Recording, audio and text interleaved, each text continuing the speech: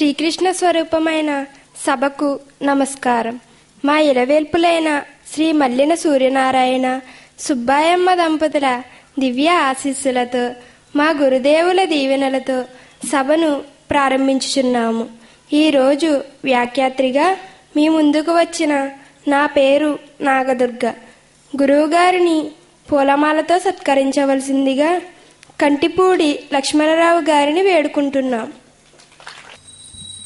గురుర్ బ్రహ్మ గురుర్ విష్ణు గురుదేవో మహేశ్వరః గురు సాక్షాత్ పరం బ్రహ్మ తస్మై శ్రీ గురవే నమః. మౌసల పర్వం చివరి రోజు ప్రవచనంనకు స్వాగతం. ఈరోజు వేదిక మీద గురువుగారి ప్రవచనాలు ఈ రోజుతో పరిసమాప్తి కానున్నవి. 59 రోజుల సుదీర్ఘ మహాభారత ప్రవచనాలలో సింహభాగమైన 20 రోజులు ఈ గురువుగారే చెప్పారు. వారికి మా ధన్యవాదాలు. ఈ మహాభారత ప్రవచనాలు మాకే కాక ఇక్కడ ప్రసంగించినట్టి గురువులకి కూడా ఎంతో తియ్యటి అనుభూతిని సంతృప్తిని ఇచ్చిందని నమ్ముతున్నాము. మా వలన వచ్చే చిన్న చిన్న లోటుపాట్లను వారి సహృదయంతో మన్నిస్తారని మాకు తెలుసు. నాగదుర్గ.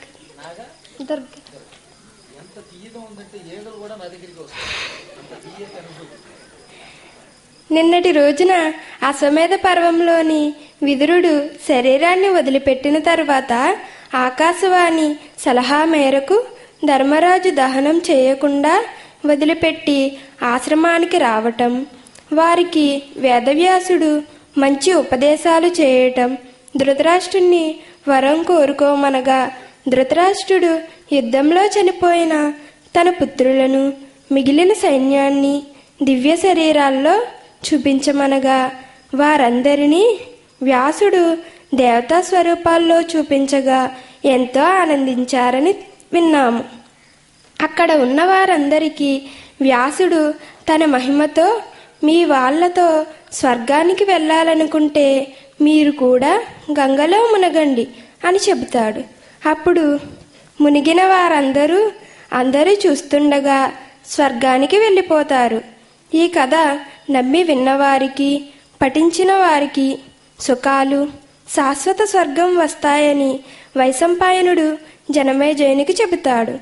తర్వాత ధర్మరాజు రాజ్యానికి పంపటం రాజ్యపాలన చేస్తుండగా ఒకనాడు నారదుడు వచ్చి వనవాసానికి వెళ్ళిన మీ వారందరూ వాళ్ళ ఇష్టప్రకారం యోగనిష్టలో ఉండగా అగ్నిలో మరణించారు. నేను వారి శరీరాలను చూశాను అని నారదుడు అనగా ధర్మరాజు ఎంతో దుఃఖిస్తూ అగ్నిదేవుణ్ణి నిందిస్తాడు.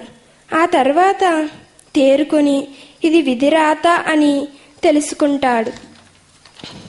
తర్వాత నారదుడు చెప్పినట్లుగా చనిపోయిన ముగ్గురి కోసం పిండ ప్రదానాలు చేసి దానాలు ఇస్తాడు.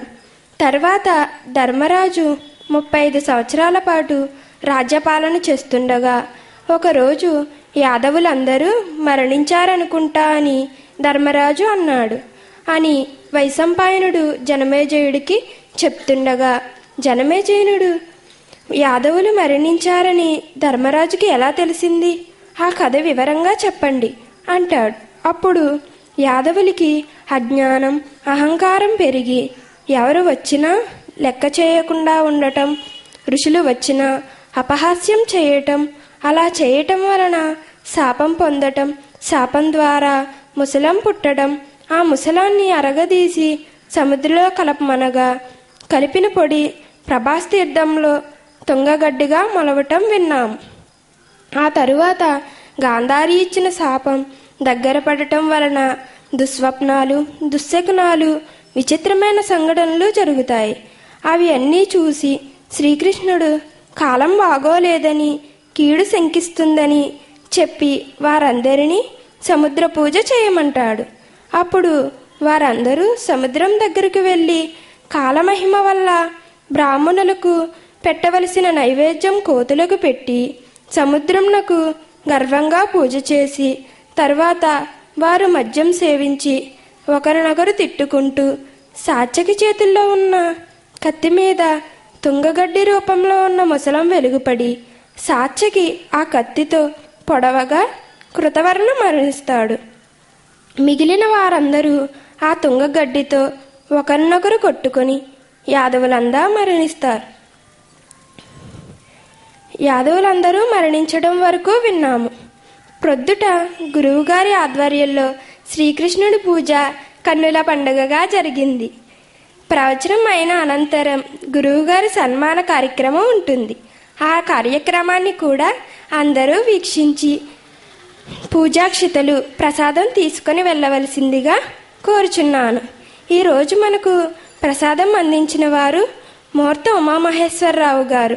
వారికి శ్రీకృష్ణుని కృప ఎల్లప్పుడూ ఉండాలని ఆశిస్తున్నాను. రేపటి నుంచి శ్రీ మల్లాప్రగడ శ్రీమన్నారాయణమూర్తి గారు మహాప్రస్థానిక స్వర్గారోహణ పర్వాలు వరుసగా 3 రోజులు వివరించటానికి రానున్నారు. ఆ కార్యక్రమానికి కూడా విచ్చేసి జయప్రదం చేయవలసిందిగా కోరుచున్నాను. ఇప్పుడు గురువుగారిని వారి అనుగ్రహ భాషణం చేయవలసిందిగా శిరస్సు వంచి నమస్కరిస్తూ వేడుకుంటున్నా. సమస్త సన్మంగళాన్ని సంతు. యాదవ వంశం ధ్వంసమై శ్రీకృష్ణుడు అవతారం సమాప్తం చేస్తున్నాడంటే ప్రారంభంలో మైకు కూడా బాధ అనిపించింది.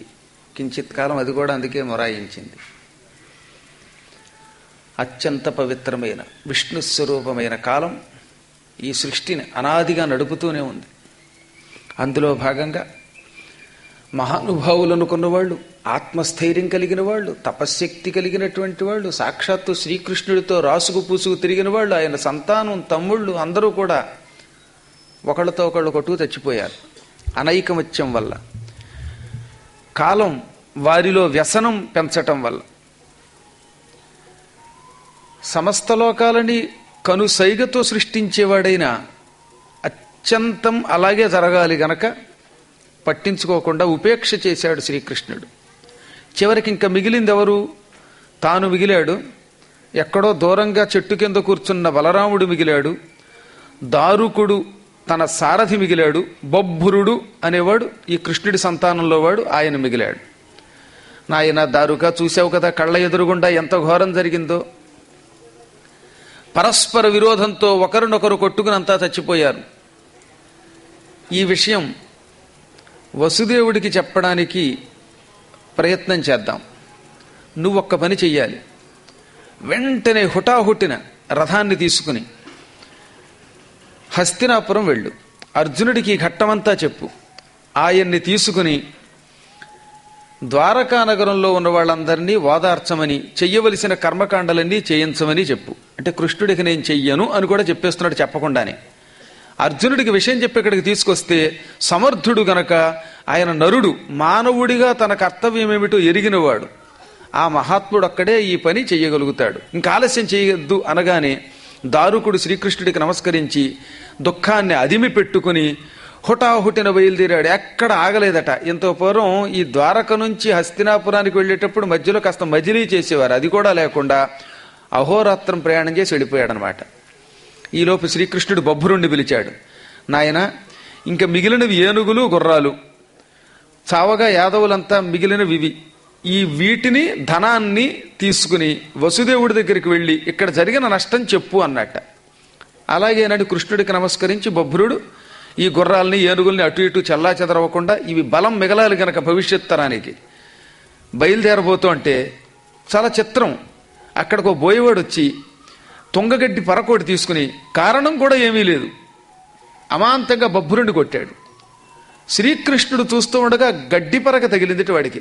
ఎందుకంటే చిత్రం ఏంటి, వాడు ఒక్కడ మిగిలాడు అనుకుంటే యాదవుల్లో దురదృష్టం అంటారనమాట. అది హరికి కానవచ్చు అంత దౌవులన్నట్లు పడియే బొభ్రుడు అతన్ని పాటు జూచి సంయమీంద్ర శాపశక్తికి అద్భుతమంది అమ్ముకుందుడన్నతోడ.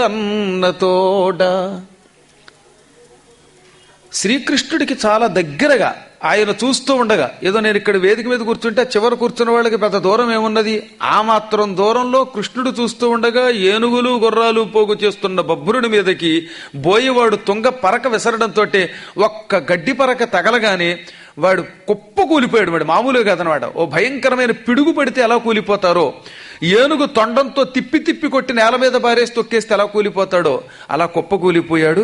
ఒక్క క్షణం ముకుందుడు కూడా తెల్లబోయాడు, ఏమి ఎరగనట్టుగా. సామాన్యుడిలాగే ఆయన కూడా అనుభవం తెచ్చుకున్నాడు. సంయమీంద్రు శాపశక్తికి, ఓరి బాబా, మహామునుల శాపశక్తి ఇంత గొప్పదా, వీడు ఒక్కడన్నా బతికాడు అనుకుంటే వీడు కూడా గడ్డి పరక దెబ్బ కుప్పకూలిపోయాడా అని. ఆ బోయేవాడికి ఏమి అకారణంగా విసిరట్ట. అది శాపం అంటే. కాలం కలిసి రాకపోతే ఇలాగే మంచి వీరుడైన ఒక బాక్సర్ని నేను ఎరుగుదును. కుస్తీ పట్లు పట్టేవాడు గణపురంలో. కళ్ళ ముందు ఒక 500 ఇడ్లీ అలా పోక్ కింద పెట్టేవారు గోపురం కింద. ఈ 500 ఇడ్లీలో నెయ్యి వేసేసుకుని కుమ్మి వేసి తినేసేవాడు. అటువంటి వాడు బాత్రూములో ఏమీ లేదు, కాలు జారింది, మొత్తం కాలు తీసేశారు. బాత్రూంలో ఎన్నిసార్లు కాలు జారి పడతాం, ఆ మాత్రానికి కాలు పోవటం ఏంటి. వాడు ఎగిరి కిందకి దూకుతుంటే భూమి కంపించేది. అంబాసిడర్ కారు ఎక్కితే ఆ కారు కదిలిపోయేది. ఆర్టీసీ బస్సు ఎక్కితే ఒరిగినట్టుండేది. అటువంటి వాడు అలా కాలు విరిగిపోయింది. కాలప్రభావం.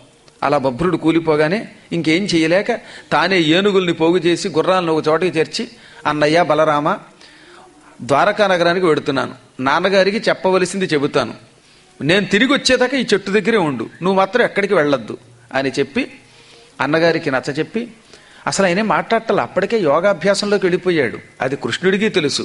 అయినా అన్నకి చెప్పకుండా చెయ్యకూడదు కనుక పెద్దవాడికి ఓ మాట చెప్పాలి కనుక చెప్పి ఈ గుర్రాలు ఏనుగులు పోగు వేసుకుని వసుదేవుడి దగ్గరికి వెళ్ళాడు. ఈయన వెళ్ళేసరికి వసుదేవుడు వార్తాహరుల ద్వారా తెలుసుకున్నట్ట మొత్తం యాదవులందరూ నశించిపోయారని. అందుకే పరమ దుఃఖం చెందాడు. కుమార అంటూ ఒక్క క్షణం మాట్లాడబోయాడు, గొంతు పూడుకుపోయింది, ఇక నోట్లోంచి మాట రాలేదు. ఆడవాళ్ళంతా రుక్మిణి సత్యభామ వాళ్ళు దుఃఖిస్తున్నారు. మొత్తం సంతానం అంతా పోయింది కదా. కృష్ణుడి పిల్లలు ఏకంగా ఒకళ్ళ ఇద్దరా, ఒక్కొక్క భార్యకి 10 మంది, మొత్తం 16,108 మంది. ఇంతమందికి ఒక్కొక్కరికి 10 చొప్పున కృష్ణ సంతానం ఎంతుందో ఆలోచించండి. వేరువేర నందన శతకంబు అన్నారు. ఒక్కొక్కరికి నందన దశకంబు 10 మంది. ఇంతమంది పిల్లలంతా ఒక్కసారి కుప్పకూలిపోయారు. ఈ పిల్లలు కూడా పోయారు. ఇంత మహా దుఃఖ సాగరంలో మునిగిపోయే సమయంలో కృష్ణుడు నిర్వికారంగా ఉన్నాడు. ఆడవాళ్ళంతా గుండెలు బాదుకుంటున్నారు, ఏడుస్తున్నారు, మాట్లాడలేకపోతున్నారు, పొల్లుతున్నారు, తిండి తినడం లేదు.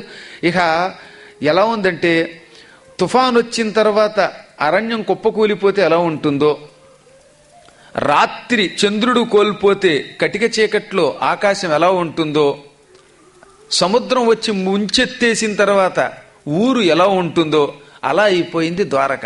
కృష్ణుడు ఉండగా కూడా ఆయన మాత్రం నిర్వికారంగా ఇలా జరగాలని సంకల్పం అయిందే కనుక ఏమీ పట్టించుకోకుండా తండ్రి దగ్గరికి వెళ్ళాట.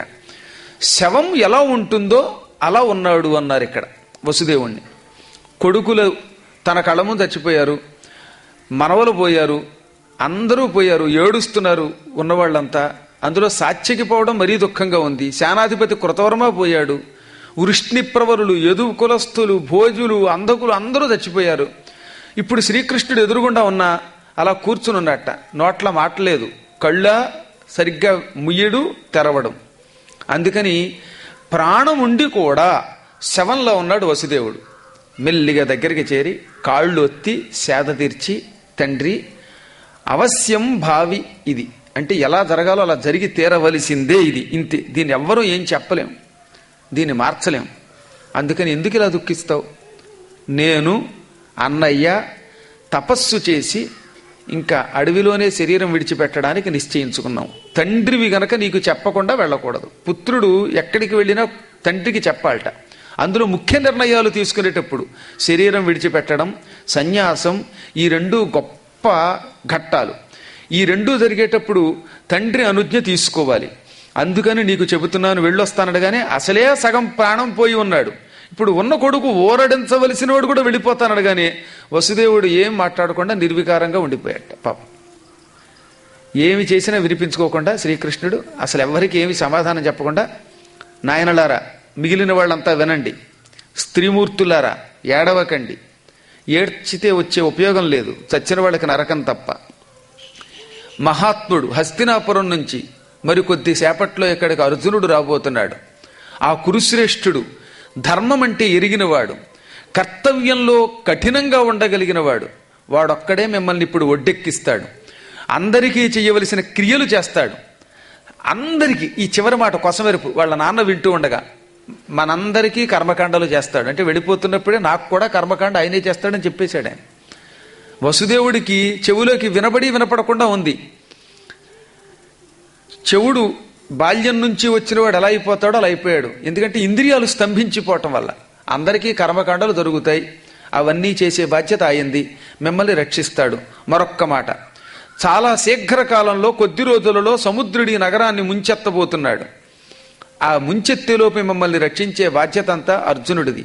అతడి మీద నాకు నమ్మకం ఉంది అని చెప్పవలసినవి చెప్పి మారు మాట్లాడకుండా హుటాహుటిన కాలినడకన బయలుదేరి వెళ్ళిపోయాడు. ఎవ్వరూ ఆయన అనుసరించడం లేదు. ఉన్నవాళ్లకు కూడా ప్రాణాలు పోయినట్టున్నాయి. అందరికీ దుఃఖమే. కనీసం ఆయనతో వెడదామని అనుకోవటం లేదు, ఆగమని అనడం లేదు.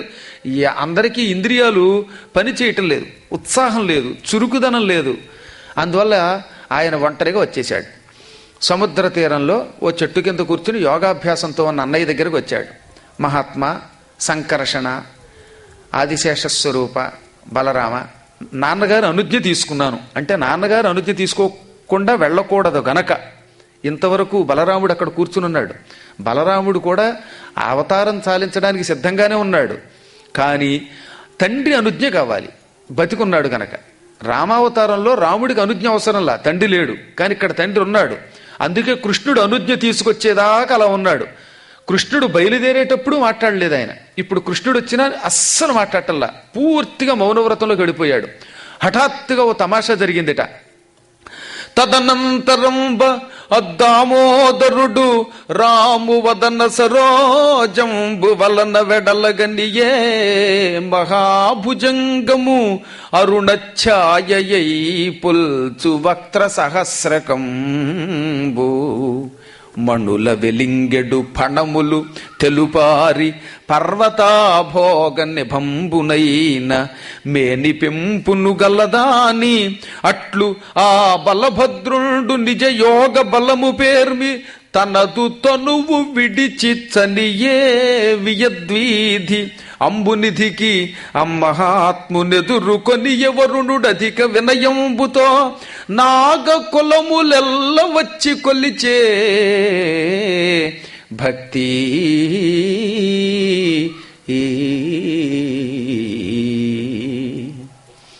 ఆ క్షణమే శ్రీకృష్ణుడు చూస్తూ ఉండగా బలరాముడి శరీరంలో మార్పు వచ్చింది. ఆయన ముఖం ఒక తామర పువ్వులో విచ్చుకుంది. అంటే సహస్రార కమలం ముఖంలోకి వచ్చిందనమాట. ఇప్పుడు అందుకే ఇక్కడ ప్రత్యేకంగా నోరు అనకుండా వదన సరోజము అనడంలో రహస్యం అది. ముఖమనే తామర పువ్వు 1000 రేకుల తామర పువ్వుల అలా తెరుచుకుంది చూస్తూ ఉండగా. అందులో నుంచి ఒక ఆశ్చర్యకరమైన అత్యద్భుతమైన సర్పం బయటకు వచ్చింది, మహాభుజంగం. నిజానికి నోరు ఎంత ఉంటుంది, కానీ ఆ నోరు భూమి ఆకాశాలంత తెరుచుకుందిట కళ్ళ ముందు. అంత పెద్ద నోరు తెచ్చుకుంటే అందులో నుంచి మహాకాయంతో తెల్లని రంగుతోటి, మామూలు తెలుపు కాదు, పాల సముద్రము నురుగు కంటే, చంద్రుడి పిండి వెన్నెల కంటే ఆశ్చర్యకరమైన తెలుపు. సాక్షాత్తు శివుడు ఎలా ఉంటాడో అంత తెల్లగా ఉంది. మంచు కొండలో ఉన్నది, మల్లె పువ్వుల రంగుతో ఉన్నది. అంత తెల్లదనంతో 1000 పడగలు ధగ ధగ ధగ వెలిగిపోతూ ఉండగా, ఆ పడగలలో నుంచి 2 నాలుకలు బయటికి వస్తూ లోపలికి పోతూ ఉండగా, ఒక్కొక్క పడగ మీద ధగ ధగాయమానమై వెలింగిపోతున్న మణులతో, మళ్ళీ మామూలు మణులు కాదు, అనర్ఘమణులతో వెలిగిపోతున్నాయి ఆ పడగలు. ఈ పడగలతో అనంతుడు, సంకర్షణుడు, పరమ యోగ కుండలిని శక్తి స్వరూపుడైన సహస్రఫణి శేషుడు అందులోంచి బయటకు వచ్చాడు. పర్వత ఆభోగ నిభం, ఒక్కొక్క పడగ పర్వతంలా ఉందన్నమాట. అంతంత పెద్ద పెద్ద పడగలు, మళ్ళీ చిన్న చిన్న పడగలు కాదు, బురద పాముల్లాగా. మంచి శరీరంతో పుట్టుకొచ్చాడు. యోగాభ్యాసంతో నోరు అలా తెరిచి ఆ నోట్లోంచి బయటకు వచ్చేసిందిట పాము రూపంలో. అంటే ఈయన శరీరం లోపలికి సర్పాకారంలో కుండలినీ శక్తియే ప్రాణంగా వెళ్ళింది, మళ్ళీ అది బయటకు వచ్చేసింది. చూస్తూ ఉండగా ఎదురుగుండా ఉన్న సముద్రంలోకి వెళ్ళిపోతూ ఉంటే వినయంతో సంభ్రమంతో వరుణదేవుడు కలశం పట్టుకొని పూర్ణ కలశం, మహాప్రభు నాలో ప్రవేశిస్తున్నావా, అవతార సమాప్తికి నా సముద్రాన్ని ఎంచుకున్నావా అంటూ పశ్చిమ సముద్రంలో ఉన్న జలాధిదేవత వరుణుడు పూర్ణ కుంభంతో స్వాగతం చెప్పాడు. స్వామి అందులో ప్రవేశించి వైకుంఠానికి వెళ్ళాలి, క్షీరసాగరంలోకి. అందుకని సముద్రంలోకి వెడుతూ ఉంటే మరి సముద్రుడు స్వాగతం ఇవ్వకుండా ఎలా ఉంటాడు? మహానుభావులు ఎవరొచ్చినా స్వాగతం ఇవ్వాలంటే అందులో సహస్రఫణి మహానుభావుడు సంకర్షణుడు అత్యంత ఆకర్షణ శక్తి కలిగిన వాడు గనక సంకర్షణుడు అన్నారు. కర్షతీతి కర్షణ, సంకర్షతీతి సంకర్షణ అని వేదవ్యాసుల వారు నిర్వచనం చెప్పారు. ఇది వ్యాసుల వారు చెప్పిన నిర్వచనం, మళ్ళీ ఇంకోటి చెప్పింది కాదు. ఎవరైనా ఆయనను చూస్తే ఆ దివ్యశక్తికి ఆకర్షితులవుతారు. శరీరములో ఉన్న సర్వ చైతన్యానికి మూలస్వరూపుడైన వ్యక్తి ఆ సంకర్షణుడు. అటువంటి వ్యక్తికి వరుణుడు స్వాగతం చెప్పగానే వరుణుడు వెనకాతలే ఈయనతో పాటు పుట్టినటువంటి నాగదేవతలు ఉంటారుగా, వాళ్ళందరూ బయటకు వచ్చారట ఒకరి తర్వాత. అందుకే నాగ కులములెల్ల వచ్చి కొలిచే భక్తి, మళ్ళీ భక్తితో కొలిచారు నాగదేవతలంతా. వాళ్ళు ఎవరన్నారవా చెబుతున్నాను విను అని వైశంపాయనుడు వాళ్ళ పేర్లు కొంతమంది పేర్లు చెప్పాడు. అహి కులాగ్రగణ్యుడైన వాసుకియూ, అసలు పాములందరికీ అగ్రగణ్యుడు, ఆదిశేషుడి తరువాత వాడు, శివుడికి కంఠాభరణం వాసుకి వచ్చాడు.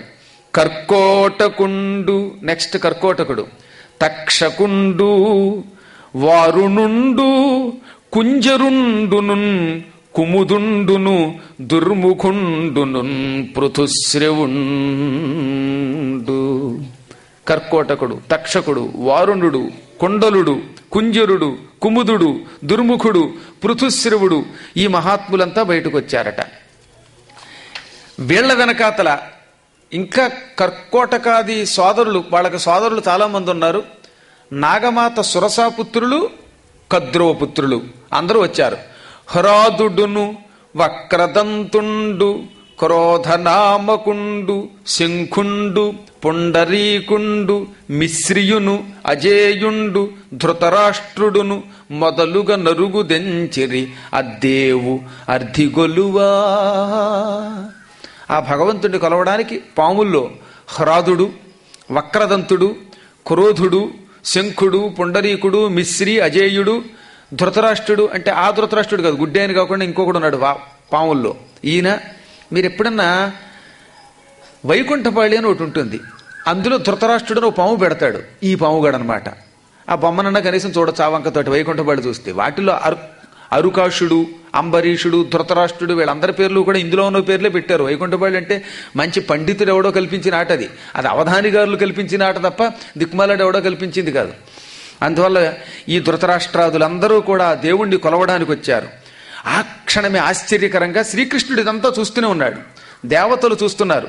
గంగా, యమున, సరస్వతి, చర్మణ్వతి, కృష్ణ, గోదావరి మొదలైన సకల నదీ నదాలు కూడా ఆయనకి ఎదురుగుండా స్త్రీ రూపాలు ధరించి మల్లె పువ్వులు తీసుకొచ్చాయి.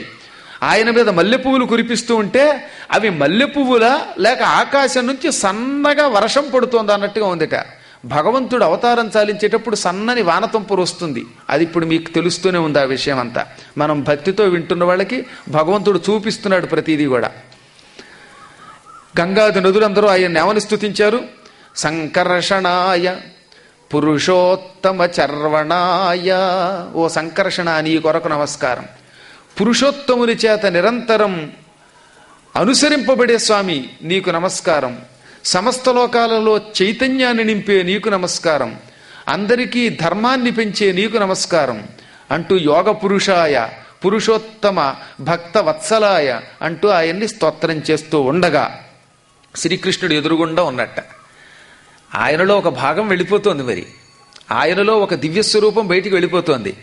అది చూస్తూ కూడా ఆయన యథాస్థతంగా యోగేశ్వరుడిలాగే ఉన్నాడు. అంతయును దివ్య దృష్టి క్రాంతియగుమురాంతకుండు కనుగొన అమూర్త్యంతరము కలపి కొనియే అనంతుడు తన పరమమూర్తి యందు నరేంద్ర. ఇదంతా తన దివ్య దృష్టితో చూస్తూనే ఉన్నాడు. ఎక్కడ ఏం జరుగుతోందో అంతలా చూసి కనిపెట్టగలిగే మురాంతకుడు, నిజానికి మురాంతకుడు అనే పదం ఎందుకు వాడాడో తెలిసి ఇక్కడ తిక్కన గారు, మురా అని పేరు కలిగిన రాక్షసుణ్ణి చంపాడనే కాదు, అక్కడ మురా శబ్దానికి మహామాయాస్వరూపుడు అని అర్థం. వాడికి 3 ఉంటాయి తలకాయ లేకంగా. అందుకని అటువంటి మూర్ఖుణ్ణి మాయని జయించిన వాడు, మాయని జయించి మాయే తన దగ్గర అట్టే పెట్టుకున్న వాడికి ఇవన్నీ చూడటం పెద్ద లెక్క. అందుకని ఆయన చూస్తున్నాడు. ఈయనలో ఉన్న ఒక మూర్తి పైకి వెళ్ళింది. చూస్తూ పైకి ఎక్కడికి వెళ్ళిపోయింది, సముద్రంలో కలిసి అక్కడి నుంచి వైకుంఠానికి ప్రయాణం అయ్యింది. ఆ వైకుంఠానికి వెళుతూ ఉండడం చూశాడు. అక్కడ శ్రీ మహావిష్ణువు కోటి సూర్య ప్రభా భాసమానుడై వైకుంఠంలో ఉన్నట్టు ఆదిశేషుడి మీద. అదిగో ఆయనలో కలిసిపోయాడు.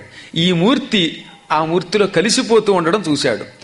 ఆ వైకుంఠవాసుడిలో కలిసి కలవగానే ఆయనకి పానుపైపోయాడు. ఈయన 1000 పడగలతో యథాతథంగా 3 చుట్టలు చుట్టుకుని పానుపుగా ఉండిపోయాడు. ఆ పానుపు మీద వయ్యారంగా శ్రీ మహావిష్ణువు పైన పడుకునే ఉన్నాడు. ఆ యోగశక్తి వెళ్ళిపోయిందిగా. ఇంకా యోగశక్తికి ఈశ్వరుణ్ణి నేను కూడా అవతారం సమాప్తం చేయవలసిందే, వెళ్ళిపోక తప్పదు అనుకున్నాడు ఈశ్వరుడు. ఎలా శరీరం విడిచిపెట్టాలి అని పక్కవాళ్ళు ఎవళ్ళో వింటున్నట్టు తనలో తాను గొణుక్కున్నట్ట. ఆయన గొణుక్కోక్కర్లా, లోకానికి ఈ విషయం చెప్పాలి.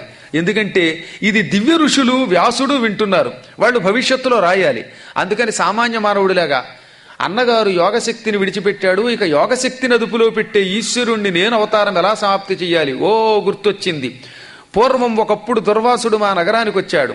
నన్ను రుక్మిణీదేవిని పాయసం వండమన్నాడు పరీక్ష పెట్టి. అప్పుడు పాయసం వండాం. పాయసం ఒళ్ళంతా పుయ్యమన్నాడు. నేను మడమ దగ్గర మాత్రం పుయ్యలేదు. అంచేత పాదంలో బాణం తగిలి అది మడమలోంచి బయటకు వచ్చి నేను శరీరం విడిచిపెట్టేస్తాను అన్నాడు ఆయన. ఇప్పుడు బాణం దెబ్బ తినాలి, నా పాదంలోకి బాణం ఎవడ కొడతాడు అనుకుంటూ కొంచెం ముందుకు వెళ్ళాడు. పైగా గాంధార్యమన్నది ఎవ్వరూ లేకుండా దిక్కు లేకుండా చచ్చిపోతావు నువ్వు ఏకాంతంగా, నీ శరీరం ఎక్కడుందో వెతకడానికే రోజులు పడుతుందంది. కాబట్టి నా శరీరం ఎవరికి దొరకని ఏకాంత ప్రదేశంలో ఓ మాదిరిగా వెతకడానికి అవకాశం లేని చోటికి తీసుకుపోదాం అనుకుంటూ వెళ్ళిపోయాట. కొంత దూరం వెళ్ళి ఒక ఏకాంత స్థలంలో కొన్ని చెట్లు ఉన్నాయి అక్కడ ఆ సముద్ర తీరంలోనే. ఆ చెట్లలో ఒక చెట్టు నీడన ఒయ్యారంగా నేల మీద పడుకుని కాలు మీద కాలు వేసుకుని ఇలా ఊపుతున్నాడు. కాలు మీద కాలు వేసుకుని అందుకే ఊపకూడదని శాస్త్రం చెబుతున్నది. అది కూడా మరణంలో ఒక భాగం అన్నమాట. సాధారణంగా ఇలా కాళ్ళు ఊపుతారు, దిక్కుమాల కాళ్ళు, అలా ఊపకూడదు. ఆ ఊపితే దరిద్రం కూడా అని చెప్పారు. ఒక్క ప్రాణం విడిచిపెట్టాలనుకున్న వాళ్ళు ఊపాలి. అలాగే కాలు మీద కాలు వేసుకుని అసలు ఊపకూడదు ఇలాగా. ఇవన్నీ నియమాలు గుర్తుపెట్టుకోండి. ఇక వేదన పురాణం వినేటప్పుడు మీ కాళ్ళకేసి చూస్తూ ఉంటాను నేను. ఈ విధంగా ఆయన నేల మీద పడుకున్నాడు. పడుకోవడంలో కూడా ఎంత ఆశ్చర్యకరం. వేదాంత వీధుల విహరించు విన్నాణి విహరించు కాంతార వీధులందు గురుయోగి మానస గుహల కృమ్మరు మేటి కృమ్మరు నద్రీంద్ర గుహలయందు అఖిల లోకములకు ఆశ్రయుండగు హరి అలసి తరుల నీడనాశ్రయించు జలనిధి శయనుండు మహీస్థల శయనుండయ్యే జలనిధి శయనుండు మహీస్థల శయనుండయ్యే అట్టి సమయమున తానలుకుచు తత్కాంతారస్థలి కల్లన నరుగుదిల్చె జరా కురుముఖ్యా. ఎంత విచిత్రం! వేదాంత వీధులలో విహరించే విజ్ఞాని ఇవాళ ఈ అరణ్యంలో సముద్ర ప్రాంగణంలో తిరుగుతున్నాడు ఏమెరగనట్టుగా శరీరం విడిచిపెట్టడానికి. మహాయోగులు తపస్సు చేస్తూ ఉంటే వాళ్ళ హృదయ కుహరాలలో దహరాకాశంలో విహరించే స్వామి ఇవాళ పనికిమాలిన కొండ గుహలలో తిరిగాడు. సమస్త లోకాలు ఆయన దగ్గరికి వెళ్ళి విశ్రాంతి తీసుకుంటాయి. అందుకే శాంతాకారుడు అన్నారు. అందరూ అక్కడికి వెళ్ళి శాంతిని పొందుతారు. వారికి శాంతినిచ్చి తనకు సౌఖ్యమిచ్చే ఆకారం కలిగినవాడు అటువంటి స్వామి ఇవాళ ఈ భూమి మీద సముద్ర తీరంలో దిక్కులేని పక్షిలాగా ఒక్క వృక్షం కింద కాలి మీద కాలేసుకుని కటిక నేల మీద పడుకున్నాడు. జలనిధి శయనుండు క్షీరసాగరంలో శయనించే స్వామి మహీస్థలి శయనుండయ్యే ఇవాళ కటిక నేల మీద పడుకునేవాడయ్యాడు. జలమేమిటి స్థలమేమిటి అన్నీ ఒకటే ఆయనకి. ఆ సమయంలో ఈయన శరీరం విడిచిపెట్టడానికి ఏం చెయ్యాలా అని అనుకుంటూ ఉంటే ఈయన అవతార సమాప్తి కోసం జరాదేవత వచ్చింది. అందరికీ ముసలితనాన్ని కలిగించేది. జరాసంధుడనేవాణ్ణి ముక్కల్ని అతికించిన ఆవిడ, ఒక అద్భుత మాయాస్వరూపిణి ఆ జర అనే రాక్షసి అక్కడికి వచ్చింది. అటు ఇటు తిరుగుతూ అక్కడ వేటాడడానికి వచ్చిన బోయివాడు ఒకడున్నట్ట, వాణ్ణి ఆవహించింది, పట్టుకుంది. ఆ రావడం కూడా ఎలా వచ్చింది? అలుకుచు నేలని ఇలా కెలుగుతూ వచ్చిందిట. బొటనవేలుతో నేల మీద రాసుకుంటూ వచ్చిందనమాట. అందుకే నేల మీద బొటనవేలు కూడా రాసుకుంటూ వెడితే ఈ జరాదేవత వాళ్ళని పట్టుకుంటుంది, మాయ పట్టుకుంటుంది, తద్వారా దరిద్రం పట్టుకుంటుందన్నారు. పూర్వం ఆడవాళ్ళని ఇలా నేల మీద రాయకు అనేవారు, గుర్తుందో మీకు? బొటనవేళ్లతో పెద్దలు అవన్నీ చెప్పేవారు. అలుకుతూ వచ్చింది, బోయవాణ్ణి పట్టుకుంది. అప్పటిదాకా లేని ఒక విచిత్రమైన మాయ పట్టుకున్న బోయవాడు ఇక్కడెక్కడో జింక ఉందే అనుకున్నట్ట. వాడికి జింక లేదు, అక్కడ ఇంకో లేదు. కానీ అప్పుడు అలా అనిపించింది. చూడగా ఒక పొదలో కాలు ఊపుతున్నాడు కృష్ణుడు. ఆయన అరికాలు ఎర్రగా తామర పువ్వులో ఉంది. లేత లేడి, కొంచెం చిన్న వయస్సులో ఉన్న లేడి నోరు అలా ఎర్రగా ఉంటుంది. ఈ వేటగాళ్ళకి తెలుసు, దొరక్క జింక దొరికిందిరా అనుకున్నాడు ఆయన. రాక్షసుల్ని, పులుల్ని కూడా జింకల్లాగా సాధువులుగా మార్చి తన లెంకలుగా మార్చుకునే స్వామి కృష్ణుడు. ఆయన్ని వాడు జింక అనుకున్నట్ట. ఎంత విచిత్రం కాలం కాకపోతే. వెంటనే గాఢంగా బాణం ఎక్కుపెట్టాడు. ఆ బాణం కూడా మామూలు బాణం కాదు. ఈ రోకలు అరగదీసి సముద్రంలో కలిపేసేటప్పుడు ఆ చిట్ట చివరి ఇనప ముళ్ళు ఉంటుంది కదా, ఆ ఇనప ముక్కి రోకలికి చివరన ఆ ఇనప ముక్కని సముద్రంలో పారేశారు వాళ్ళు. ఇక అది అరక్క. ఆ ముళ్ళు వీడికి ఎక్కడో దొరికింది. దాన్ని చక్కగా అరగదీసి బాణానికి ముళ్ళు కింద గుచ్చుకున్నాడు. దాన్ని లాగి గాఢంగా కొట్టాడు. అది పాదంలోంచి వచ్చి చమత్కారంగా మడమలోంచి బయటకు వచ్చేసింది, కింద కాళ్ళలోంచి. ఆశ్చర్యం ఒక్క క్షణకాలంలో. ధరణీనాథ అతండు శాత శరముద్యద్వృత్తి సంధించి ఉద్దుర భంగిన్ తెగ నిండగా దిగిచి అత్యుగ్రంబుగా నేసే ఆహరి శ్రీపాదతలంబు దోరగొని అయ్యస్త్రంబు మీగాల నిష్ఠుర వేగంబున నుచ్చిపోయే వెసవాడు జేరి గైగొంటకున్.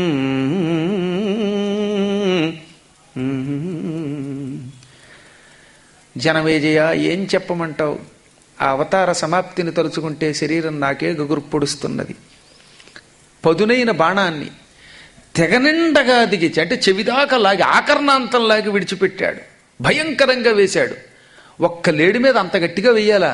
ఎందుకో వాడికి అలా క్రోధోన్మాదం వచ్చింది మాయ వల్ల. ఆ దెబ్బకి హరికి తగిలింది. అక్కడ రాశారు, మామూలు పాదం కాదు, శ్రీపాదతలం అన్నారు. పరమ పవిత్రమైన లక్ష్మీదేవి నిరంతరం ఒత్తే పాదమది. బ్రహ్మ కడిగిన పాదమది. బలి తల మీద మోపిన పాదమది. గగనం తన్నిన పాదమది. అందుకని దాన్ని శ్రీపాదం అన్నారు. ఈ పాదధూళి శిరస్సు మీద పడగానే సమస్త జీవులు పరితృప్తి పొందుతారు, మోక్షం పొందుతారు. అటువంటి పాదతలం మీగాల్లోంచి బయటకు వచ్చేసింది. ఒక్కసారిగా ఉచ్చిపోయే పైకి బయటకు వచ్చి కింద పడిపోయింది ఏకంగా అందులోంచి. వాడేం చేశాడు? పడిపోయిందిరా జింక అనుకుని, ఆ కాలులా వాలిపోగానే జింక అనుకుని దాన్ని తీసుకుపోవడానికి వచ్చాడు. తీరా వచ్చి చూస్తే పురుషోత్తముడైన శ్రీకృష్ణుడు నీలమేఘఛాయ శరీరుణ్ణి చూచి, ఆ దివ్య మంగళ విగ్రహాన్ని చూచి, ఈ మహాపురుషోత్తమ నిన్నానేం కొట్టింది జింక అనుకున్నాను, నా కళ్ళు పొరలు గమ్మినట్టున్నాయి, నన్ను మాయ పట్టుకుంది, అజ్ఞానంలో పడిపోయాను, ప్రభు క్షమించు, నిన్ను ఎంత అన్యాయం చేసిన నాకు శాపం పెట్టి నాశనం చేసేయని కాళ్ళు పట్టుకుని పదే పదే ఏడుస్తూ ఉంటే చిరునవ్వునవి స్వామి, ఓరి పిచ్చివాడా, నువ్వు కొడితే మాత్రమే పడిపోతానా? ఇది నా సంకల్పం నాయన, ఇది ఇలా జరగాల్సి ఉంది, నువ్వు దీని గురించి నిర్వికారంగా వెళ్ళిపో అని ఓదార్చి పంపించేశాడు. అప్పుడు జరిగిందో తమాషా. పైనుంచి దేవతలంతా స్వామి శరీరం ఎలా విడిచిపెడతాడో చూద్దాం అనుకున్నారట. పుష్పవృషం కురిపిస్తున్నారట. కానీ అసలు వాళ్ళు ఎదురుగుండా ఉన్న స్వామి ఎప్పుడు శరీరం విడిచిపెట్టాడో అందులోంచి ఆ దివ్యశక్తి ఎలా వెళ్ళిందో తెలియదు. అస్సలు ఎవరికీ కనపడలా. ఓ చిన్న మెరుపు మెరిసినంత సేపు కూడా పట్ల మహావేగంగా వెళ్ళిపోయాడు. అందరికీ ఏమనిపించిందంటే కృష్ణుడు అక్కడే ఉన్నాడేమో అనిపించింది. కానీ అందులో ఉన్న దివ్యశక్తి పైకి ఉపసంహరించేశాడు ఒక్క క్షణకాలంలో, ఎవరికీ కనపడకుండా. ఓర్ధ్వలోకమునకు నూర్జిత తేజస్కుడగు కృష్ణుడరిగినా అతటి దివ్యమునివరులును సిద్ధులును రుద్ర వసుమరుదాదిత్య విశ్వముఖామరులును సంక్రందనుండును సంభృత సంభ్రములగుచు భక్తియు వినయంబు నెరయగా నెదుర్కొని చరణానతులై పరమస్తుతి వాక్యముల్ విస్తరిల్ల బలసిరందు దేవపతి అల్ల చేరి కరములు మొగిచి ధర్మరక్షణమునకై దయా విధేయమగు కేలనంబున అవని నవతరిల్చితి ఆది పురుష. ఊర్ధ్వలోకానికి మహాతేజస్సుతో ధగధగలాడుతూ శ్రీకృష్ణ పరమాత్మ వెళ్ళిపోయాడు. అప్పటికి దేవతలు ఇంకా ఎప్పుడు వస్తుందో తేజస్సు అనుకున్నారు, కానీ వాళ్ళకి కనపడలా. ఇంద్రుడు ఏమన్నాడో తెలుసా, ఇంకెంత చూస్తే ఏముంది, స్వామివారు వెళ్ళిపోయాడు వైకుంఠానికి, మనం ఇంకా ఎదురు చూసినా ఆ దివ్యశక్తి మనకు కనపడదు, మన కళ్ళు కప్పి అంత వేగంగా మనం చూడలేనంత వేగంగా వెళ్ళిపోయాడు, నడవండి అని వీళ్ళందరినీ వెంట పెట్టుకున్నాడు. సుర సిద్ధ సాధ్య నర కిన్నర పన్నగ యక్ష చారణాసుర విద్యాధర గంధర్వ మరుద్గణాలు విశ్వేదేవతలు సమస్తమైన లోకాలు మునివరులు దివ్యమునులు కౌండిన్యాత్రి మరీచి దక్ష కపిలాగస్త్యాదాక్షపాదాంగిరస్యాండిల్య క్రతు కణ్వ కుత్స భృగు విశ్వామిత్ర వైత్రేయ మార్కండేయాసురి వామదేవ కపిదుర్వాసో బక వ్యాఘ్రపాన్ మాండవ్యాది మహామునులు నారదాది దివ్య ఋషులు అందరూ సంభ్రమాశ్చర్యాలతో ఏకకాలంలో ఈ ప్రదేశాన్ని విడిచిపెట్టి వైకుంఠానికి చేరి స్వామిని చూచారు. అక్కడ స్వామి యథాస్థతంగా తన దివ్యమంగళ విగ్రహంలోకి చేరిపోయాడు. పూర్తిగా శక్తి అందులో కలిపేసుకున్నాడు.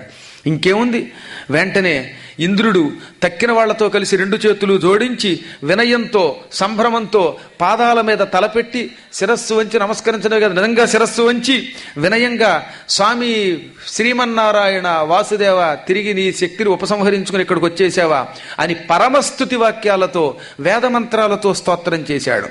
అప్పుడు ముందుగా దేవపతి ఇంద్రుడి దగ్గరికి చేరి వినయంగా రెండు చేతులు జోడించి, ప్రభు ధర్మరక్షణం కోసం భూలోకంలో మా మీద ప్రేమతో మా మీద దయతో అక్కడ అవతరించావు. ఆ అవతారం పూర్తి కాగానే ముల్లుతో ముల్లుని పీకినట్టుగా అవతారంలో నీతో సాయంగా వచ్చిన వాళ్ళని కూడా సంహారం చేయించి ఇక్కడికి తీసుకొచ్చేసావా.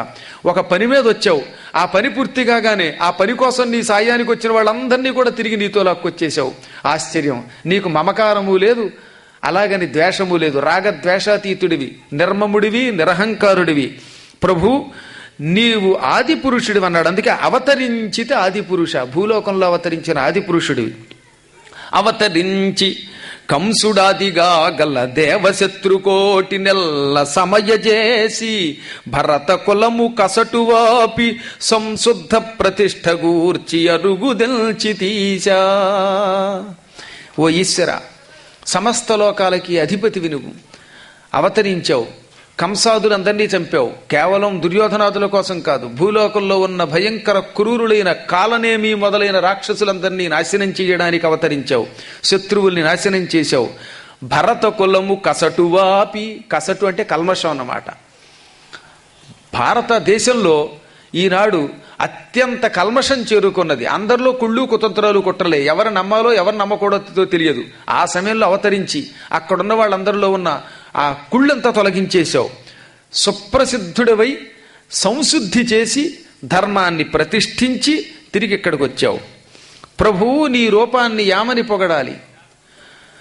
అమృతంబు అజరంబు అవ్యయము అమలంబు అవితర్క్యము అచలము ఆగమగమ్యంబు మహాత్మా భవత్పదము ఆ అమేయ తత్వంబు పొందుమని రూప్యగతిన్. నీ తత్వం, నీ అద్భుతమైన దివ్యమంగళ విగ్రహం అమృతంబు, నాశనం లేనిది, చావు లేనిది, ఇవాళ ఉండి రేపు ఇంకో రకంగా మారే లక్షణం లేనిది, అటువంటి దివ్యమైనది, శాశ్వతమైనది. అజరంబు, ఒక్కనాడు కూడా ముసలితనం పొందదు. కాలం వల్ల మార్పులు వస్తాయి శరీరాలలో, పుట్టడం, పెరగడం, శరీర అవయవాల్లో లోపం రావడం, చివరికి శరీరం విడిచిపెట్టడం, దేహాంతర ప్రాప్తి, ఇవి లేని దివ్యమంగళ విగ్రహం నీది. అందుకే అజరం. అవ్యయము, ఎప్పటికీ తరగనిది, నిత్యం ఒకే రకంగా ఉంటుంది. మనుషుల శక్తులలో తరుగుదల వస్తుంది కొంతకాలం పోయాక. ఒకప్పుడు మహావేగంగా పరిగెత్తగలిగే వ్యక్తి ఇదిగో రిటైర్ అయిపోయాక నడవమంటే నడవలేడు. బండి నడపలేక సైకిల్ మీద రావాల్సి వస్తుంది, చెవుల్లో శక్తి తగ్గుతుంది. ఇది శరీరంలో ఉన్న శక్తులలో వ్యయం ఉంది.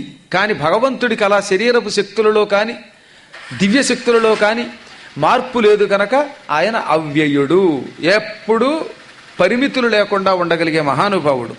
అమలంబు స్వామి శరీరములో కాని మహిమలలో కాని దివ్య శక్తులలో కాని ఏ దోషము ఉండదు. పరమ స్వచ్ఛం అన్నమాట. అంతో ఎంతో మానసిక మలం లేని యోగి అంటూ ఉండడు. కానీ ఆయన యోగేశ్వరుడు గనుక ఆయన నిర్మలుడు. అవితర్క్యం. నీ శక్తి ఇటువంటిది అని ఎవరూ ఊహించలేరు. సాధారణంగా ఫలానా వాడి శక్తి ఎంత అని చెప్పగలుగుతారు. కానీ భగవంతుడా, నీ దివ్యశక్తి ఎంత గొప్పదో, అది ఎంతవరకు ప్రవర్తిస్తుందో, ఏ పని చెయ్యగలదో, ఏ పని చెయ్యలేదో ఎవడు ఊహించగలడు. తర్కమునకందని అద్భుత శక్తి నీది. అచలము, స్థిరంగా ఉంటుంది, కదలిక లేనిది. ఇంకా ఆగమగమ్యంబు, వేదముల ద్వారా మాత్రమే నీ తత్వాన్ని అంతో ఎంతో చేరగలం. అటువంటి నీ పాదాన్ని, నీ పదాన్ని, నీ దివ్యశక్తిని అమేయతత్వం, పైగా మేయము అంటే కొలది, పరిమితి కలిగినది, లిమిట్స్ అంటాం. అమేయము అంటే అన్లిమిటెడ్ అన్నమాట, ఇన్ఫైనైట్ నీ శక్తి. దానికి ఇంత అని పరిమితి ఎవరూ చెప్పలేరు. అంత అత్యద్భుతమైనది నీ శక్తి. అటువంటి తత్వంలోకి తిరిగి ఇందులోకి చేరిపోయావు. ప్రభు చేరిపోవడమే కాదు, నిరంతరం ఎప్పుడు అధర్మం వచ్చినా ఇలాగే అవతరించి. ఇక్కడ ఆ మాట ప్రత్యేకంగా ఒక కందపద్యంలో చెప్పారు. ఎప్పుడెప్పుడు ఈ యుగాలలో, ఏ యుగాలలో అధర్మం వచ్చినా నీవు అవతరించి అధర్మం నాశనం చేసి ధర్మ సంస్థాపన చెయ్యి. అనేక యుగములుగా అవతరిస్తున్నావు, ఇప్పుడు అవతరించావు, భవిష్యత్తులో కూడా అవతరించు. యుగ యుగముల అనే శబ్దం వేశారు ఇక్కడ తిక్కన గారు. అందుకే సంభవామి యుగే యుగే అన్నాడు మూలంలో. దాన్నే యుగ యుగముల అని తిక్కన గారు అనువాదం కూడా చేశారు. ప్రతి యుగంలో అవతరిస్తావు, అవతరించి ధర్మ సంస్థాపన చెయ్యి. నీ అమేయతత్వాన్ని ఎవరు వర్ణించగలరు? ఎన్ని అవతారాలు! ఏదో కొన్ని నామములు పెట్టి 22 అవతారాలు ఉన్నాయి నీకంటున్నారు తప్ప నీ రూపములు ఒకటా రెండా చెప్పడానికి ఒకటొకటిగా ఉదధిలోని కెరటాల్లాగా, సముద్రంలో కెరటాలు లేచినట్టుగా లేస్తూనే ఉంటాయి. నీ గుణములు అటువంటివే అని బుట్టల కొద్దీ పువ్వులు ఆయన మీద వాన కింద కురిపించాడు ఇంద్రుడు ఆ పూట. ఇంతలో ఈ ఇంద్రుడు పూల వర్షం కురిపిస్తున్న సమయంలో చతుర్ముఖ బ్రహ్మ హంసవాహనం మీద అక్కడ ప్రత్యక్షమయ్యాడు. అప్పుడు బ్రహ్మ వచ్చి హరియంఘ్రులకున్ ప్రణమిల్లి, అప్పుడు బ్రహ్మ వచ్చి హరియంఘ్రులకు ప్రణమిల్లి భక్తిమై తప్పక చూచుచు మది ముదంబున్నదేల సలక్షణస్వరం బొప్పి చలంగా ఆగమిక సూక్తుల ప్రస్తుతి చేసే ప్రీతుడై అపురుషోత్తముండు కరుణార్ద్ర నిరీక్షణమున్ని గొడ్పగల్. ఇంతలో ఆ బ్రహ్మదేవుడు వచ్చి శ్రీహరి పాదపద్మాలకి భక్తితో నమస్కరించి ఆసనం నుంచి దిగిపోయి మరి నమస్కరించాడు. భక్తితో ఆయన్ని చూచాడు. చూడ్డానికి ఆయన 4 తలలు 8 కళ్ళు సరిపోలేదు. అందుకే తిరిగి తిరిగి చూచాడు.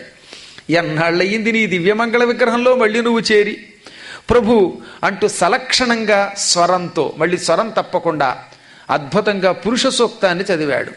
పురుషం పురుష సూక్తేన అని మనకి మూలంలో వ్యాసుల వారు చెప్పారు. మహాపురుషుడు, అసలు పురుషోత్తముడు అంటే ఆయనే. ఆ పురుషుణ్ణి పురుష సూక్తంతో చదివాడనమాట. చదివి స్వరం తప్పకుండా మళ్ళీ ఓసారి పెంచి ఓసారి తగ్గిపోయి ఓహో నీరసపడిపోకుండా అసలు బ్రహ్మ అంటేనే సలక్షణంగా చదవగలిగేవాడు. వేదస్వరూపుడు ఆయన. ఈ వేదమంత్రాలు విరించి చదివాడు ఆనాడు. స్వామి గురించి ప్రస్తుతి చేశాడు, ప్రీతుడయ్యాడు. అప్పుడు ఆ పురుషోత్తముడు కరుణతో చూచి, ఓ బ్రహ్మదేవ, భవిష్యత్తులో ఎప్పుడైనా భూదేవి నీవు దేవతలు కోరితే ఇలాగే అవతరిస్తూ ఉంటాను. ఇంకా భూలోకంలో తక్కిన కార్యక్రమాలు కూడా నిర్వహించండి. అంటే పాండవుల అవతార సమాప్తి, ఇంకా జరగవలసిన కార్యక్రమాలన్నీ ఇంద్ర నువ్వు దగ్గరుండి పైనుంచి ఆశీర్వచనంతో నెరపు అని చూస్తూ ఉండగా తన అత్యంత ప్రాచీనమైన సనాతనమైన మూర్తిలో కూర్చుని స్థిరమైన యోగముద్రలో గడిపోయాడు. ఇంతలో బ్రహ్మగారు కాళ్ళు పట్టుకున్నాడు. ప్రభు, నీవు ఎలా అవతరిస్తూ ఉంటావో అసలు నీ మూర్తి భేదాలు ఏమిటో మాకు చెప్పు అన్నట్టే. బ్రహ్మ కోసం దేవతలందరూ చూస్తూ ఉండగా మేఘ గంభీర స్వరంతో స్వామివారు అన్నారు, నాకు వ్యూహ చతుష్టయమని ఉన్నది, దానికి నారాయణ వ్యూహ చతుష్టయమని పేరు. నారాయణుణ్ణైన నేను నిరంతరం జలంలో ఉంటాను గనక ఆపో నారాయితి ప్రోక్తాః ఆపో వై నరసో నవః అయనం తస్యతాః పూర్వం తేన నారాయణ స్మృతః. ఈ చరాచర జగత్తులో ఉన్న జలమంతా నారము అని పిలువబడుతుంది. అవి నా నివాసం కనుక అందులో నేనుంటాను, అవి నాలో ఉంటాయి గనక నన్ను నారాయణుడు అన్నారు. అయనము అంటే నివాసము, నార అయనః నారాయణ అంటే జలములే నివాసముగా కలవాడిని, జ్ఞానమే నివాసంగా కలిగిన వాడిని. నార అంటే జ్ఞానం కూడా. మనందరూ ప్రాణం ఉన్నవారంతా నార, ప్రాణులందరిలో ఉంటాను, ప్రాణులు నాలో ఉంటాయి నారాయణుణ్ణి.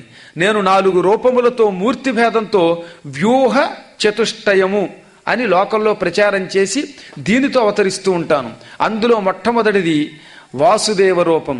అరయన్ వర్ణము పేరు రూపమును లేకత్యంత తేజోమయ స్ఫురణా సంపదగల్గి సర్వగతి సంపూర్ణత్వము బొంది వేత రజసత్వ తమోగతిత్వ విగతత్వ స్ఫూర్తిమై యోగీంద్ర భాసుర నిష్ఠాత్మిక ఆదిశక్తి కడుపొల్చున్ వాసుదేవాఖ్యయై.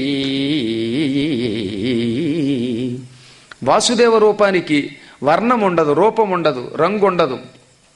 సహజంగా బ్రాహ్మణ క్షత్రియ వైశ్య శూద్రాది 4 వర్ణములు లేవు, ఏ రంగు ఉండదు, పేరుండదు. దానికి ఉండాలి కాబట్టి వాసుదేవ అంటున్నామంతే. మహా తేజస్సుతో ఉంటుంది, సర్వగతి సంపూర్ణత్వము పొంది అన్ని చోట్లకి వెడుతుంది, అంతటా నిండి ఉంటుంది. వేత రజస్తత్వ సమోగతిత్వ విగతత్వం వై అన్నారు. అంటే రజోగుణం లేదు, సత్వగుణం లేదు, తమోగుణం లేదు, వీటికి అతీతత్వం. అతీతంగా త్రిగుణాతీతము అన్నమాట. ద్వంద్వాతీతం కూడా అది. యోగీంద్రభాసుర నిష్ఠాత్మిక. సమస్త యోగులు హృదయంలో అలాంటి నిష్కామ రూపాన్ని, నిర్గుణ పరబ్రహ్మాన్ని ధ్యానం చేస్తారు. ఆ నిర్గుణ చైతన్య పరబ్రహ్మమే వాసుదేవ రూపం. పుల్చున్ వాసుదేవాఖ్యయై అన్నాడు. ఇంక రెండవది సంకర్షణుడు. ఇదిగో ఈ పాపరేడుగా ఆదిశేషుడిగా 1000 పడగలతో ఉండి ఎప్పుడు అవతరించినా ఆయన సాయం కూడా అట్టే పెట్టుకుంటూ లోకంలో ధర్మ సంస్థాపన చేస్తూ ఉంటాను. ఈ భూమండలాన్ని 1000 పడగల మీద వస్తూ ఉంటాను. పరమ సత్వగుణంతో ఉంటాను, తెల్లని రూపంతో ఉంటాను, కుండలిని శక్తికి ప్రతీకగా ఉంటాను. ఇది యోగశక్తి. ఈ సంకర్షణ రూపం రెండవది. ప్రద్యుమ్నుడు అనే పేరుతో ఈ పాపరేడు మీద పడుకుని లోకంలో అవతారాలెత్తే మూర్తి మూడవది నాది. ఈ ప్రద్యుమ్న రూపంతోటే భూలోకంలో రాముడిగా, కృష్ణుడిగా, ఇంకా అనేక రకాల అవతారాలుగా అవతరిస్తూ ఉంటాను. ఈ ప్రద్యుమ్న రూపమునకే నారాయణ రూపమని కూడా పేరు. ఈ రూపం 4 భుజములతో శంఖచక్ర గదా పద్మాలతో అవతారానికి బయలుదేరుతూ ఉంటుంది. ఇంకా 4వది అనిరుద్ధ రూపం. ఇది కోరికలు తీర్చడం కోసం భక్తులు నన్ను ధ్యానం చేసే రూపం. ఈ రూపంతో ఉన్నప్పుడు నేను కోరికలు తీరుస్తూ ఉంటాను. కోరికలు తీర్చడానికి అనిరుద్ధ రూపంతో, అవతారమెత్తడానికి ప్రద్యుమ్న రూపంతో, యోగశక్తిని అందించి అవతారమూర్తికి సాయం చేయడానికి, భూమిని మొయ్యడానికి సంకర్షణ రూపంతో, అసలు వీటికి అతీతంగా నిర్గుణ పరబ్రహ్మముగా వాసుదేవ రూపంతో ఉండే వ్యూహ చతుష్టయం నాది. ఈ రూపాన్ని మీరు ధ్యానించుకోండి, ప్రజల్లో ప్రచారం చెయ్యండి, వారందరికీ మహానందం మంగళమిస్తా అని వారిని పంపేశాడు ఆయన. అందరూ అప్పటికప్పుడే ఇంద్రియాగోచరుండైన ఈసునపుడు బుద్ధి దూచుచు నిర్భరాద్భుతకరం బులగు తదీయ గుణంబులనభినుతించుచు అరిగిరి ఆత్మవాసముల గజాదులెల్లా. చూస్తూ ఉండగా వీళ్ళ ఇంద్రియములకు అగోచరుడు, అదృశ్యమైపోయాడు. అప్పటిదాకా వైకుంఠంలో ఉన్నారు వాళ్ళు, కనపడ్డాడు. ఇంకా కనపడకూడదు, అయిపోయింది పని, అదృశ్యమైపోయాట. క్షీరసాగరం ఉంది, ఆదిశేషుడు కనపడలేదు, స్వామి కనపడలేదు, మొత్తం వైకుంఠం. ఎక్కడ వాళ్ళు అక్కడ ఉన్నారు, అంతా మాయ. పెళ్లిళ్ళకి టెంట్లు వేసి తెల్లారేసరికి పీకి పారి వేసినట్టు అయిపోయింది అనమాట. అక్కడ ఏమీ లేదు, అంత విచిత్రంగా అదృశ్యం అయిపోయాడు. అందుకే ఇంద్రియాగోచరుండైన ఈశుడు అన్నారు. ఒక్క ఈశ్వరుడికే, సమస్త లోకాలని పరిపాలించే అధిపతికే అలా ఇంద్రియములకి కనబడకుండా ఉన్నవాడు ఉన్నట్టుగా అదృశ్యం అయిపోవడం చెల్లుతుంది. లోకం అక్కడే ఉన్నారు వాళ్ళు. ఇదేంట్రా మనం వైకుంఠానికి వచ్చాం, అసలు వైకుంఠం కనబట్టలేదు, ఇక్కడే ఉన్నాం అనుకున్నారు వాళ్ళు తెల్లబోయి. అలా తెల్లబోతూ ఉండగా ఆహా, ఇది కదా పరమాత్మని అత్యద్భుత వాసుదేవ రూపం అని మళ్ళీ మళ్ళీ మనస్సులోనే ఆ బుద్ధితోటి చూశారు. ఇప్పటిదాకా కళ్ళతో చూశారు, ఇంకా కళ్ళతో చూడలేక బుద్ధితో చూస్తూ ఆనందం పొందుతూ ఈ వాసుదేవుడు గుణములు పదే పదే స్తుతిస్తూ తమ దారిని తాము తమ లోకాలకు వెళ్ళిపోయారు. ఇంద్రాదులందరూ, బ్రహ్మాదులందరూ కూడా ఎవరి లోకాలకు వాళ్ళు వెళ్ళిపోయారు. ఇంక ఇక్కడ దారుకుడు మహావేగంగా రథం తోలుకుంటూ శ్రీకృష్ణుడు అర్జునుడు తీసుకురమ్మన్నాడుగా, మరి అందుకని అక్కడికి వెళ్ళాడు. పాండవుల దగ్గరికి వెళ్ళాడు. ధర్మరాజును చూడడంతో దుఃఖం వచ్చేసింది, కాళ్ళ మీద పడిపోయాడు. ప్రభు ప్రభు సర్వనాశనం అయిపోయింది అన్నాడు. అయితే అప్పటికి ఇంకా కృష్ణుడు బలరాముడు బతుకున్నాడేమో అనుకుంటారు పాపం వాళ్ళు. వాళ్ళకి తెలియదు, అర్జునుడికి తెలియదు. యాదవులు వాళ్ళలో వాళ్ళు కొట్టుకున్నారనే వార్త మాత్రమే తెలిసింది. అందుకని వెళ్ళి బలవంతులైనటువంటి యాదవులు వాళ్ళలో వాడు కొట్టుకు చచ్చిపోయారు. బలము కల మేనంబులు బలవంతమైన మేనంబులు బలరహితుల చంపినట్లు.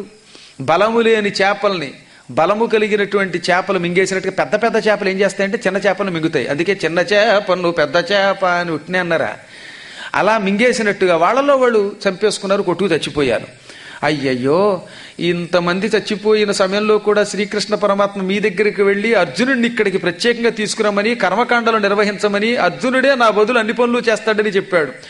ప్రభు ధర్మరాజా ఏం చేస్తావు, అర్జునుడిని పంపించమనగానే ఒక్కసారి నిశ్చేష్టుడి కింద పడిపోయాడు అర్జునుడు. తక్కిన వాళ్ళకంటే పరమ దుఃఖం అర్జునుడికి ఇక్కడ. ఎందుకంటే తరచుగా ద్వారకు వెళ్ళింది ఆయన, శ్రీకృష్ణుడే ఆయన ప్రాణం. కృష్ణుడు లేడు, యాదవులు లేరు అనే మాట వినలేనివాడు ఆయన. సాత్యకి ప్రద్యుమ్నుడు, పైగా ఆయన దగ్గర శిష్యులు విలువిద్య నేర్చుకున్నారు. అందువల్ల పరమ దుఃఖం పొందాడు. మామూలు దుఃఖం కాదు, అభిమన్యుడు చచ్చిపోయినప్పుడు కూడా పొందనంత దుఃఖం పొందాట ఆ పూట. అతి కష్టం మీద లేచి పెద్ద పెట్టుని ఏడ్చి, అయ్యో ఎందుకు ఈ బ్రతుకు, నా శ్రీకృష్ణుడు రమ్మని చెప్పేదాకా వెళ్ళలేని స్థితిలో పడిపోయాను. మా వాళ్ళు అలా ఉన్నారని తెలిస్తే పరిగెత్తుకెళ్ళి సాయం చెయ్యాలి, కానీ నాకు ఈ విషయం ఇప్పటిదాకా తెలియలేదు, పాడు దైవమా అని దుఃఖించి అన్నగారికి చెప్పి మహావేగంగా బయలుదేరాడు. దారుకుడి రథం ఎక్కి, దారుకుడితో పాటు దారుకుడి రథంలోనే బయలుదేరాడు. ఇక రథం కూడా సిద్ధం చేసుకునే అవకాశం లేక వెడుతున్నంతసేపు తీవ్రంగా గుండెకాయని పీకినట్టుంది, తలంతా వేదన, వెన్నుపోసకి నొప్పొస్తోంది, గాంధీవాన్ని మొయ్యి లేకుండా కొంచెం బెణికినట్టుగా ఉంది చెయ్యి. ఇంత స్థితి ఎప్పుడు ఆయన పొందలేదు. ఆయన ఏదో తెలియని ఈ బాధ. కృష్ణుడు ఇప్పుడు ఎలా ఉన్నాడో ఒంటరిగా, ఈ బాధ ఎలా అనుభవిస్తున్నాడో, బలరాముడు ఎలా ఉన్నాడో, అంతేగాని వాళ్ళు అవతారం చాలించారనే విషయం ఇంకా తెలియదు పాపం. కానీ ఎందుకో అనుమానం మళ్ళీ లోపల. ఏకకాలంలో పరమ దుఃఖం పొందుతూ కనీసం మంచినీళ్లు కూడా తాగకుండానే యాదవపురానికి చేరాడు. అక్కడికి వెళ్ళగానే వసుదేవుణ్ణి చూశాట. ఆ వసుదేవుణ్ణి చూసి ఎంత బాధపడ్డాడు. ఇక్కడ అన్నాడు, చంద్రుడు లేని శర్వర క్రియ అన్నారు. శర్వరము అంటే రాత్రి, చంద్రుడు లేని రాత్రిలో ఉందిట పాపం. ఇంకో గొప్ప మాట అన్నాడండి పాపం. అప్పుడే భర్త చచ్చిపోయిన పుణ్యస్త్రీ ముఖంలో ఉందిట ద్వారకా నగరం. అందరూ అలాగే ఉన్నారు లోపల పుణ్యస్త్రీలంతా పాపం. ఈయన వెళ్ళాడు, వసుదేవుడు ఈయన చూచి గొల్లును గోల పెట్టేశాడు. ఎంతో పూర్వం కృష్ణుడు వచ్చినప్పుడు లేని బాధ ఎక్కువైపోయింది అనమాట. ఇప్పుడు నాయన మేనలుడా ఎంత విచిత్రమో చూసావా అని కౌగిలించేసుకుని గాఢంగా ఒకళ్ళ ఒళ్ళో ఒకళ్ళ తలకాయలు పెట్టుకుని కాసేపు కింద మీద పడి ఏడ్చారు. శ్రీకృష్ణుడు చచ్చిపోయిన విషయం తెలియదు కానీ ఇక్కడికి రావడం, అనుమతి తీసుకుని వెళ్ళడం తెలుసు రుక్మిణి, సత్యభామ వీళ్ళందరికీ. వాళ్ళందరికీ అర్జునుడు రాగానే ఆ వార్త తెలియగానే పరిగెత్తుకొచ్చారట.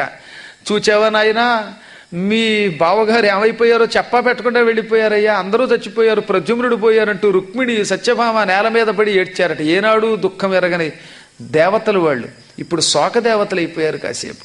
అవన్నీ చూచి అతి కష్టం మీద ఓదారుస్తూ ఉంటే అప్పుడు వసుదేవుడు ఏమన్నాడో తెలిసిన, అర్జున అసలు ఏమిటి విచిత్ర వాతావరణం, మనుజుల మాత్రగా కసురమాన్య పరాక్రమముల్ల సెల్లగా ధనుజుల తాకి కీటడచు దర్పమునం పెను పొంది మారులేక నెగడి నట్టి బిడ్డల కకారణ రోషమునన్ పరస్పరా హననము కల్గి చావలసే అందర కక్కట దైవమల్గినల్.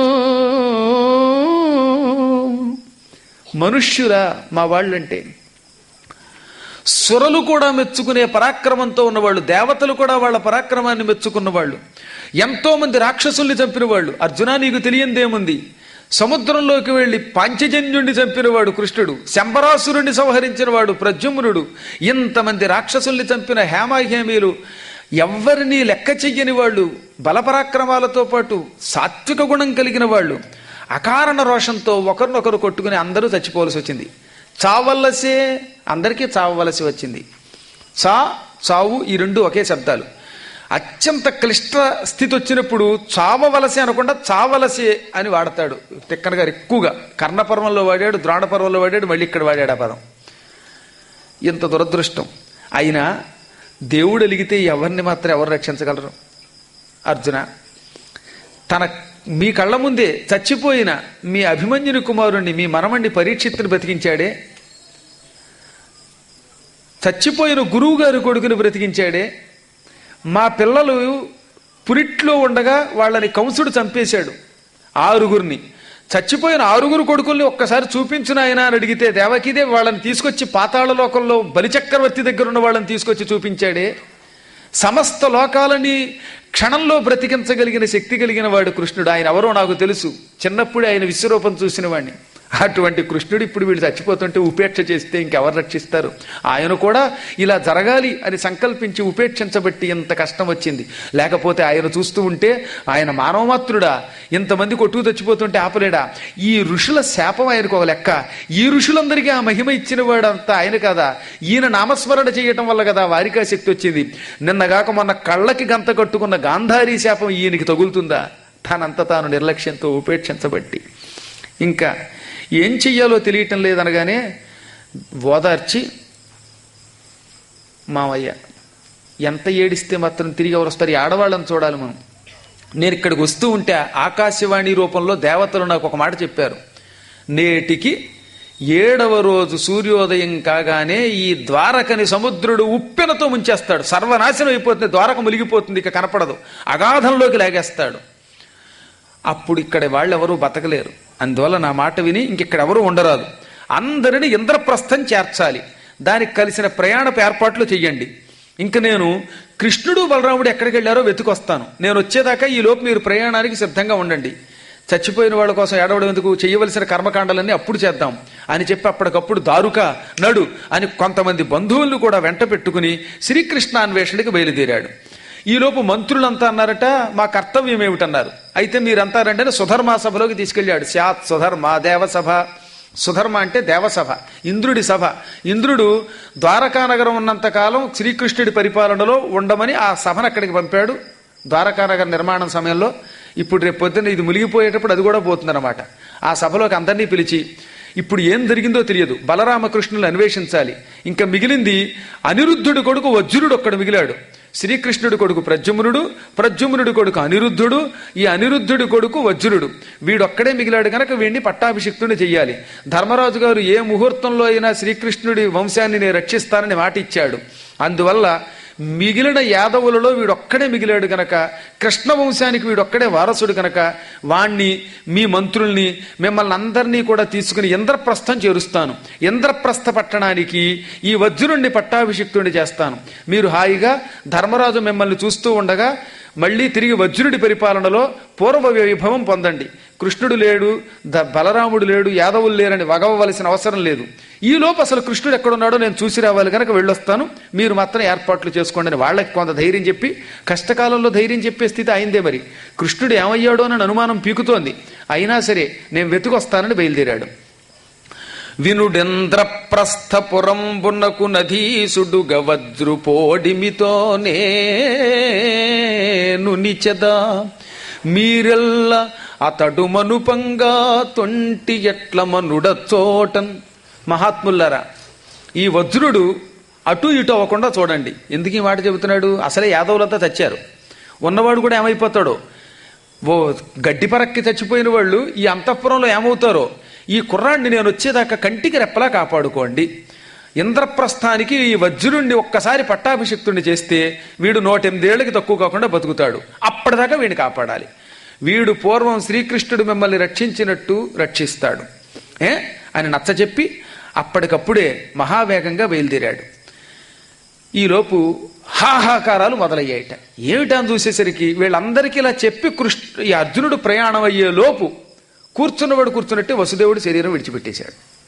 వసుదేవుడు వెనక సీట్లో కూర్చున్నట్టు అందరికీ అతీతంగా ఆ కూర్చున్నంతసేపు కూడా ఆయన యోగి. కశ్యప ప్రజాపతి వసుదేవుడిగా పుట్టాడు, అదితి దేవకిగా పుట్టింది.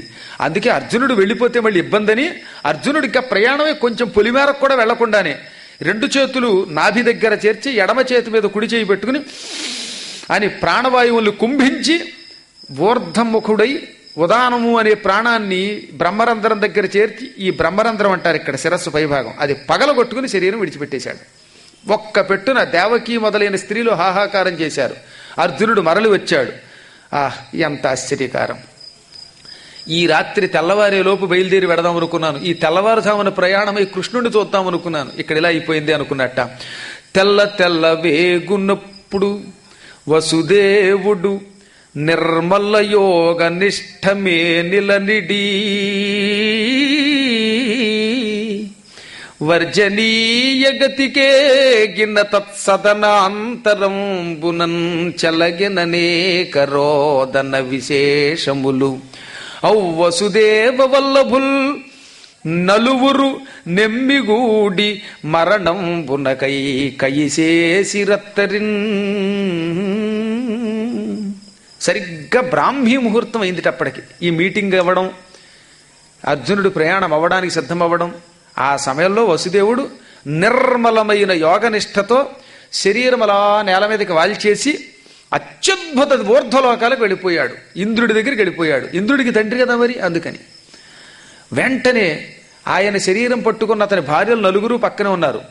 దేవకి, రోహిణి, భద్ర, మదిర, ఈ నలుగురు ముఖ్య భార్యలు వసుదేవుడికి ఎప్పుడూ కూడా ఉంటారు. ఒక్క కంసుడి చెరసాలలో ఉన్నప్పుడు మాత్రం దేవకి తప్ప తక్కిన వాళ్ళంతా వసుదేవుడి దగ్గరికి వెళ్ళిపోయారు, నందుడి దగ్గరికి వెళ్ళిపోయారు. ఇప్పుడు ఇక్కడే ఉంటున్నారు.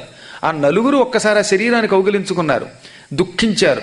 వెంటనే దేవకీదేవి రోహిణికేసి తిరిగి, అక్క మనం దుఃఖించడం ఏమిటి, ఈ పరమాత్ముడు వెళ్ళిపోయాడు, ఇక మనం కూడా యోగాభ్యాసంతోటో అగ్నిలో ప్రవేశించో వెళ్ళిపోదాం అని వెంటనే అర్జున శవయాత్ర సిద్ధం చేయించు, చితి పేర్పించు, మేం కూడా భర్త శవంలో దూకేస్తామన్నారు.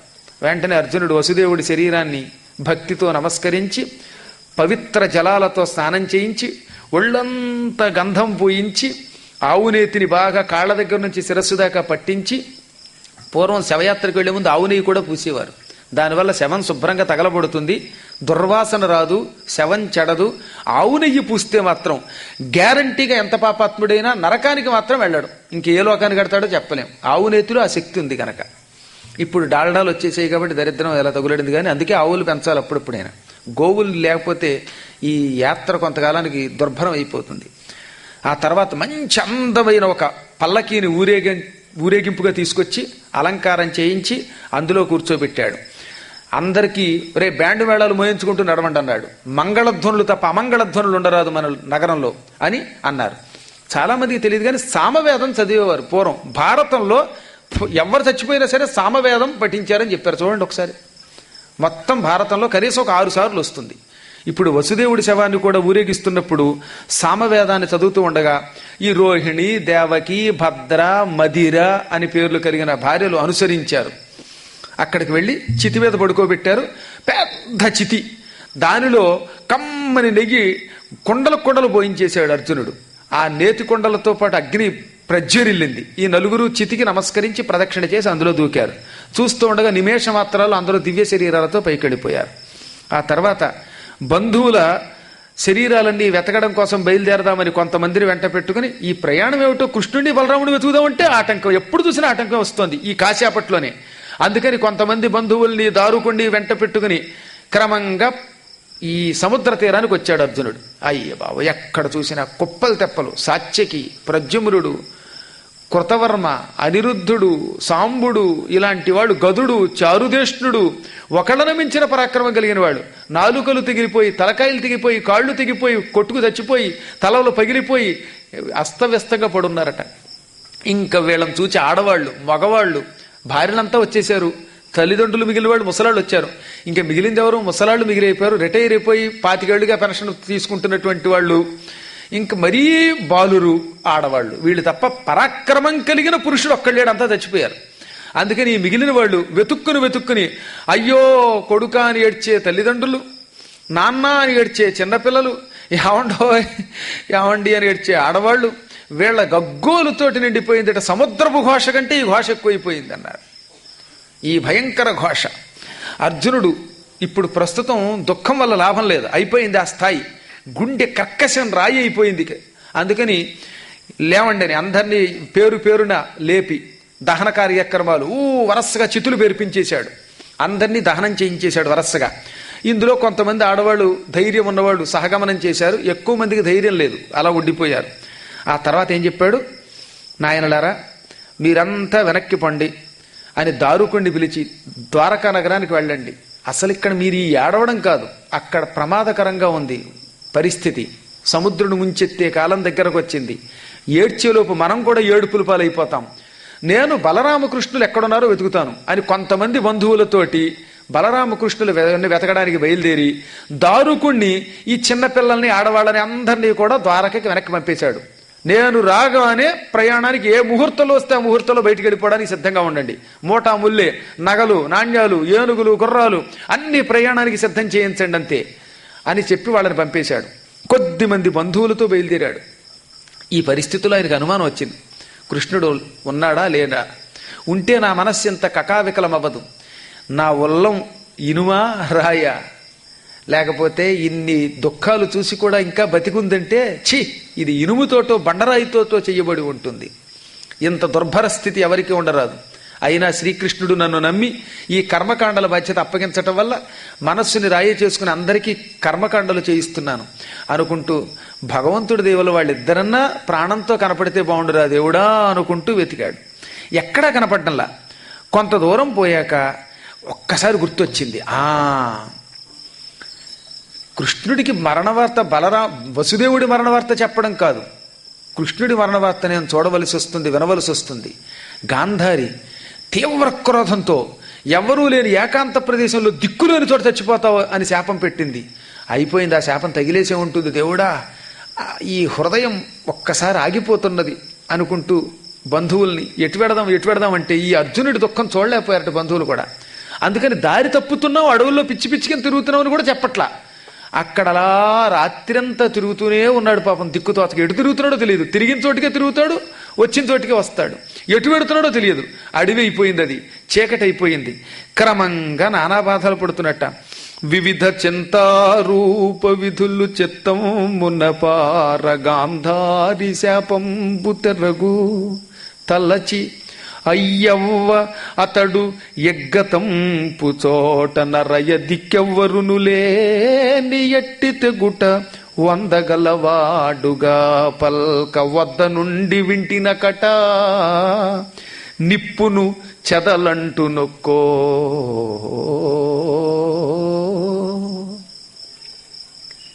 మాయిదారి గాంధారి, మా కృష్ణుడి పక్క నుండి ఆ శాపం నేను విన్నానే.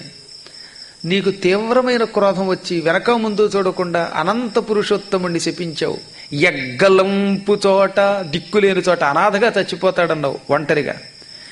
అది ఇప్పుడు చచ్చిపోతాడేమో కృష్ణుడు, కానీ మళ్ళీ రావనుకుంటున్నాడు. నిప్పును చెదలంటు నొక్కో. నిప్పుని చెదపడుతుందా? శ్రీకృష్ణుడిని మృత్యు అంటుతుందా? బోడి గాంధారీ శాపం ఆయన అంటుతుందా?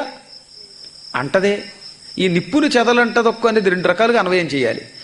ఈ శాపం కృష్ణుడికి తగులుతుందా, ఆయన భగవంతుడు నిప్పులంటివాడు అని ఒకెత్తు. గాంధారి పరమపతివ్రత, కృష్ణుడి భక్తురాలే. అప్పుడు కోపం వచ్చి తిట్టిన ఆవిడ మాట నిప్పు, ఆ మాట వ్యర్థమవుతుందా అంటే గాంధారి శాపం నిప్పు లాంటిది గనక అది వ్యర్థం కాదు, దానికి చెదలంటావు అని ఇంకొక అర్థం. ఈ రెండూ చెప్పుకోకపోతే ప్రమాదం ఇక్కడ. అది అందుకని ఇలా పరిపరి విధాలుగా ఆలోచిస్తూ ఉండగా ఇంతలో ఒక బోయేవాడు తగిలాడు. ఎవర్రా తెగ తిరుగుతున్నారు, రాత్రంతా నేను మిమ్మల్ని చూస్తున్నాను, అబ్జర్వ్ చేస్తున్నాను, మీ వెనకే తిరుగుతున్నాను, మీరు ఎవరి కోసం తిరుగుతున్నారు అన్నట్టు. అప్పటిదాకా వీడు చూస్తున్నట్టు కూడా వాళ్ళకి తెలియట్లా, బుర్ర పని చేయట్లేదు. మా కృష్ణుడు నీలమేఘఛాయా శరీరుడు, పరమసుందరుడు. ఆయన అక్కడ ఒక చోట చెట్టు కింద మొన్న చూశాను, మరి ఇప్పుడున్నాడో లేదో, రండి అని తీసుకెడితే దూరం నుంచి అర్థమైపోయింది అర్జునుడికి, పడిపోయి ఉన్నాడు ఆయన. దుర్వాసుడి శాపం తలుచుకొని అక్కడికి వెళ్ళి ఆ శరీరాన్ని చూచి, అహో, కోటి సూర్యప్రభాభాసమానమై నీలమేఘఛాయా శరీరంతో ఉండే ఈ పవిత్ర దేహం ప్రాణం విడిచిపెట్టి కూడా ప్రాణం ఉన్నట్టే కనబడుతోంది. నేను దుఃఖించనా, పొంగిపోనా? అవికృతమును రుచిరమునై అవయవములు నిదురవోయినప్పటి క్రియనుడవరలు కృష్ణుని దేహంబు అవిరత చక్షురభిముఖత ఆలోకించన్. ఎక్కడ వికృతత్వం పొందలేదట. సాధారణంగా ఒక 2 రోజులు గడిచిపోతే శవం ఏమైపోవాలి? కుళ్ళిపోవటం, వాసన రావడం, ఎండిపోవడం ఇలా ఉంటాయి. ఏమీ లేదు. శ్రీకృష్ణుడు ఎలా ఉన్నాడంటే అలా దర్జాగా ఒరిగి చెట్టు దగ్గర యోగ నిద్రలోకి వెళ్ళినట్టున్నాడు. ఏ మాత్రం వికృతత్వం లేదు. రుచిరమునై మహాకాంతి అద్భుతమైన తేజస్సుతో వెలిగిపోతోంది. అవయవములు నిదురవోయినప్పటి క్రియన్, నిద్రపోతున్నవాడు ఎలా ఉంటాడో అలా ఉన్నాడు ఆయన. అటువంటి కృష్ణుడి దేహం కళ్ళతో చూశాడు, అమాంతంగా కౌగిట్లోకి తీసుకున్నాడు, ఘోర దుఃఖం అనుభవించాడు. ప్రభు చారుమంగళ విగ్రహం ఇది, నీలమేఘం దీనిని తిరస్కరిస్తూ ఉంటుంది. చారు లక్షణ లక్షిత ముఖ పాద గొల్ఫ జారు జంఘోరు కఠినాభిమధ్యోదరుడు సాదరుడు కంఠ సూత్ర కటి సూత్రహార కేయూర కటక కంకణ మకర కొండల కిరీటాది విభూషణుడు అయిన నీవు ఇలా నిద్రపోతున్నట్టుగా నేల మీద పడిపోయావా? ఈ ప్రకృతి దద్దరిల్లదే, సముద్రం ఉప్పొంగదేమి, ఆకాశం నేలని అంటదేమి, ఈ రూపాన్ని చూచి కూడా ఇంకా నేను ప్రాణం ఎలా విడిచిపెట్టడం లేదు. కాలం ఇంత వికృతమైనదా, ఇంత భయంకరమైనదా? ఇప్పుడు అర్థమవుతున్నది. కాలమే గొప్పది, ఆ కాలమే కృష్ణస్వరూపం. ఈ భగవంతుడు శరీరాన్ని విడిచిపెట్టి వెళ్ళిపోయాడు అని రెండు చేతులు జోడించి మనస్ఫూర్తిగా భగవంతుడిని ధ్యానం చేసేట దుఃఖంతో కూడా. శాంతాకారుడైన పరమాత్మని, శాంతాకారం భుజగశయనం పద్మనాభం సురేశం విశ్వాకారం గగన సదృశం మేఘవర్ణం శుభాంగం లక్ష్మీకాంతం కమలనయనం యోగి హృద్యానగమ్యం వందే విష్ణుం భవభయహరం సర్వలోకైకనాథం.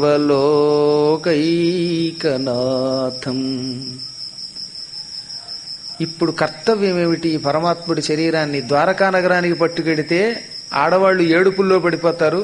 దాంతో మన కర్తవ్యం ఇంకో రకంగా మారిపోతుంది. అసలు ఇప్పుడు ఏం చెయ్యాలి?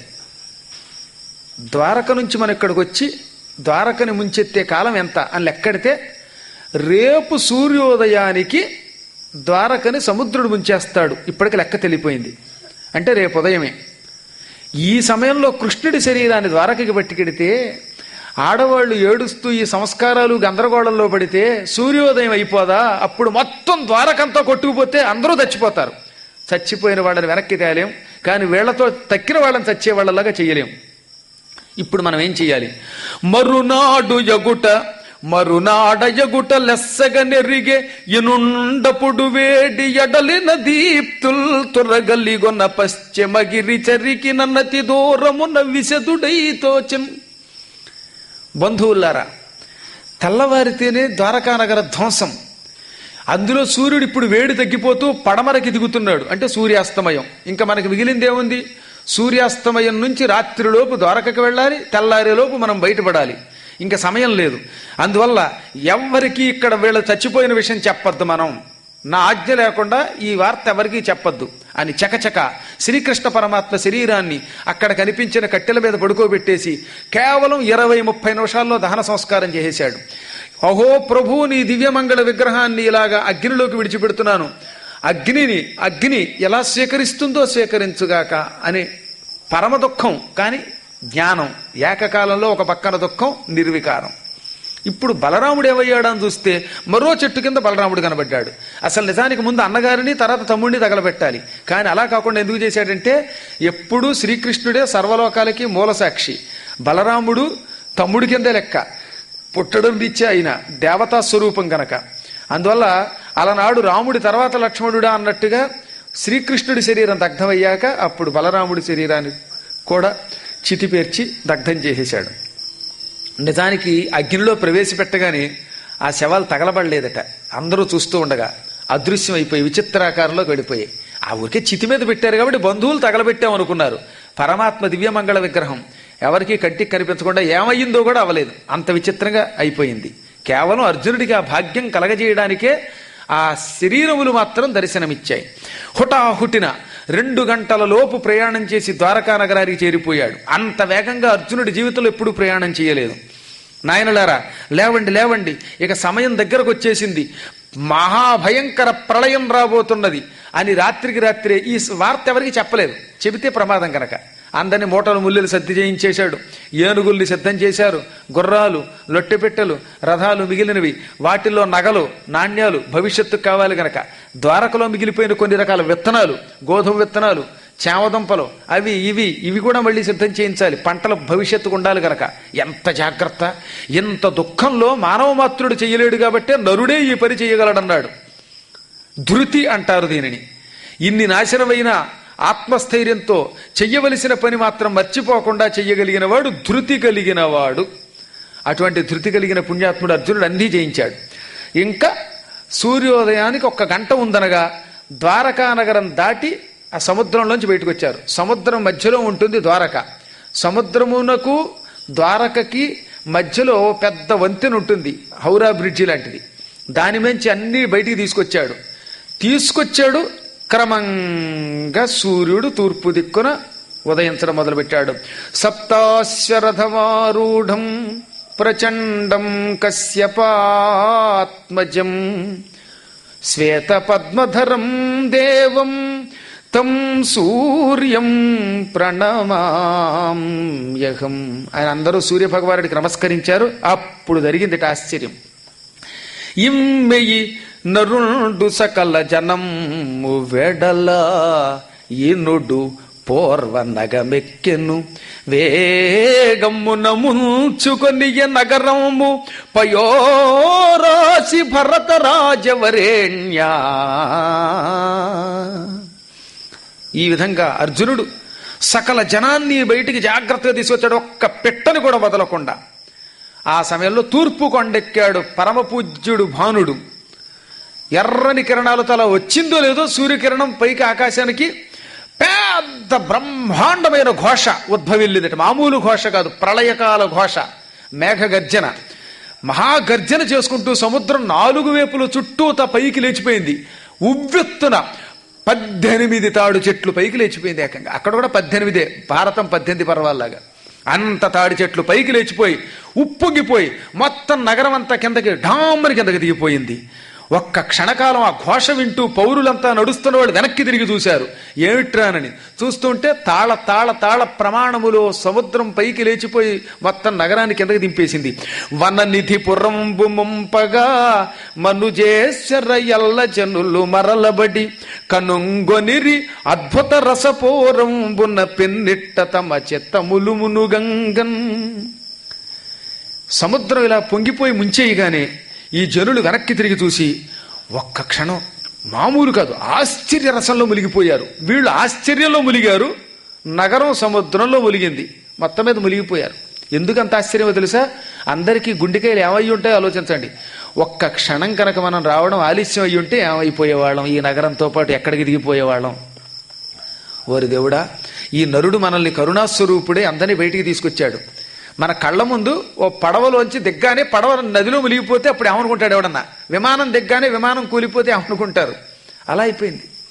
మా అదృష్టం అండి దిగామో అలా అయిపోయిందని. వాళ్ళంతా అందుకే ఏదో చెప్పని అద్భుత రసంలో మునిగిపోయారు. ఆ తర్వాత వీళ్ళందరినీ వెంట పెట్టుకుని కురుక్షేత్రం గుండా రావాలి. హస్తినాపురానికి ఇంద్రప్రస్థానికి వెళ్ళాలంటే హస్తినాపురం ఇంద్రప్రస్థం పక్కపక్క జంట అని చెప్పాను కదా, ట్విన్ సిటీస్ లాంటివి. ఇంద్రప్రస్థం అంటే ఇప్పుడు న్యూఢిల్లీ, హస్తిన అంటే ఓల్డ్ ఢిల్లీ. నా పురాణం ఎంత గొప్పదో చూడండి.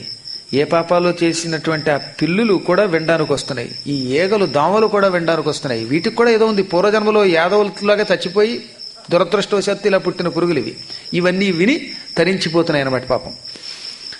ఇప్పుడు అర్జునుడు, అందులో ముసలివాళ్ళు, చిన్న పిల్లలు, వజ్రుడు కూడా కుర్రాడు. ఇంత చేసి వజ్రుడు ఎంత ఉంటాడు? ఇప్పుడు 36 ఏళ్ళు గడిచింది భారత యుద్ధం అయ్యి అప్పటికి, అంతే కదా.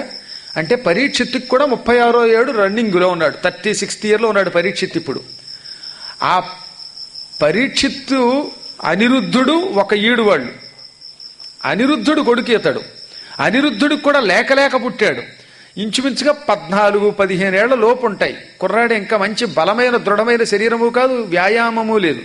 తక్కిన వాళ్ళు శిశువులు, స్త్రీలు, వృద్ధులు, అందులో వైధవ్యం పొందిన వాళ్ళు. రుక్మిణి మొదలైనటువంటి శ్రీకృష్ణుడి భార్యలు ఒక పక్కన, బలరాముడి భార్యలు రేవతి లాంటి వాళ్ళు కొంతమంది, వీళ్ళు తప్ప ఇంకెవరూ లేరు అక్కడ, మంచి బలము లేదు. ఆ సమయంలో వీళ్ళందరినీ వెంట పెట్టుకుని ఆ అరణ్య మార్గాల గుండా కురుక్షేత్రం కేసి ప్రయాణమై వస్తూ ఉంటే మంచి చక్కని శరీరాలు కలిగిన నల్లని శరీరాలతో ఉన్న పెద్ద పెద్ద లావైన దుబ్బుల్లాంటి మీసాలు కలిగిన బోయేవాళ్ళు చూశారు. దొంగలు వీళ్ళు, దారి కాచి దోచుకునే బోయేవాళ్ళు. ఒకప్పుడు అర్జునుడు వీళ్లలో కొంతమందిని చంపి బ్రాహ్మడికి గుర్రాన్ని ఆవునిచ్చాడు. మనం ఆ విషయం ఆదిపర్వంలో చెప్పుకున్నాం. వాడి వంశస్థులు వీళ్ళంతా. ఒరే భలే దొరికాడరా ఇన్నాళ్ళకి అర్జునుడు ఒంటరిగా, వీడు వీరుడని విన్నాం, వీడొక్కడు తప్ప ఇక్కడ యుద్ధం చేయగలిగే మొనగాడు ఎవడూ లేడు. ఈ ఇందులో చాలా మంది ఆడాళ్ళు మెగడ నిండా నగలు, ఏనుగుల నిండా నగలు, ఒంటెల నిండా నగలు, ఎక్కడ చూసినా డబ్బే. ఈ డబ్బంతా దోచేసుకుంటే ఇక మన జీవితకాలంలో దొంగతనం అక్కర్లేదు, హాయిగా బతికేయచ్చు మనం. ఈ డబ్బులన్నీ దోచేసుకుంటే హాయిగా భవిష్యత్తులో కలియుగంలో పోటీ చేసేయచ్చు, మనం కూడా పార్టీ పెట్టేసి శుభ్రంగా సీట్లు కొట్టేయచ్చు, ఈ డబ్బు కొల్లగొట్టేద్దామని దొంగలు వచ్చేశారు. వాళ్ళలో ఒకడన్నట్ట, ఎవరన్నా యుద్ధం చేసేవాళ్ళు ఉన్నారేమో చూడండి రా అన్నట్ట. ఎవడన్నాడు, కవ్వడ్డి ఒక్కడ కంటిరే చివ్వన్న చేరుదమ్మె తండు చేడ్పడగా ఇందెవ్వరు కడంగలేరు, ఇవి త్రెవ్వి పడిన ధనములెరిగితిమి లో తెల్ల. ఇక్కడ ఉన్న వాళ్ళలో అర్జునుడు ఒక్కడే. ఇతన్ని మనందరం కలిసి మన బలంతో పడగొట్టేశాం అనుకోండి, ఇంకెవ్వరూ ఇక్కడ యుద్ధం చేయగలిగేవాళ్ళు ఒక్కళ్ళు లేరు. కాబట్టి ఇక్కడ దగ్గరకు వచ్చి యుద్ధం చేసేవాళ్ళు లేరు. ఇంక ఈ డబ్బంతా త్రెవ్విపడిన ధనములు, అంటే మనకు అధీనమైన డబ్బే, ఇదంతా మందే.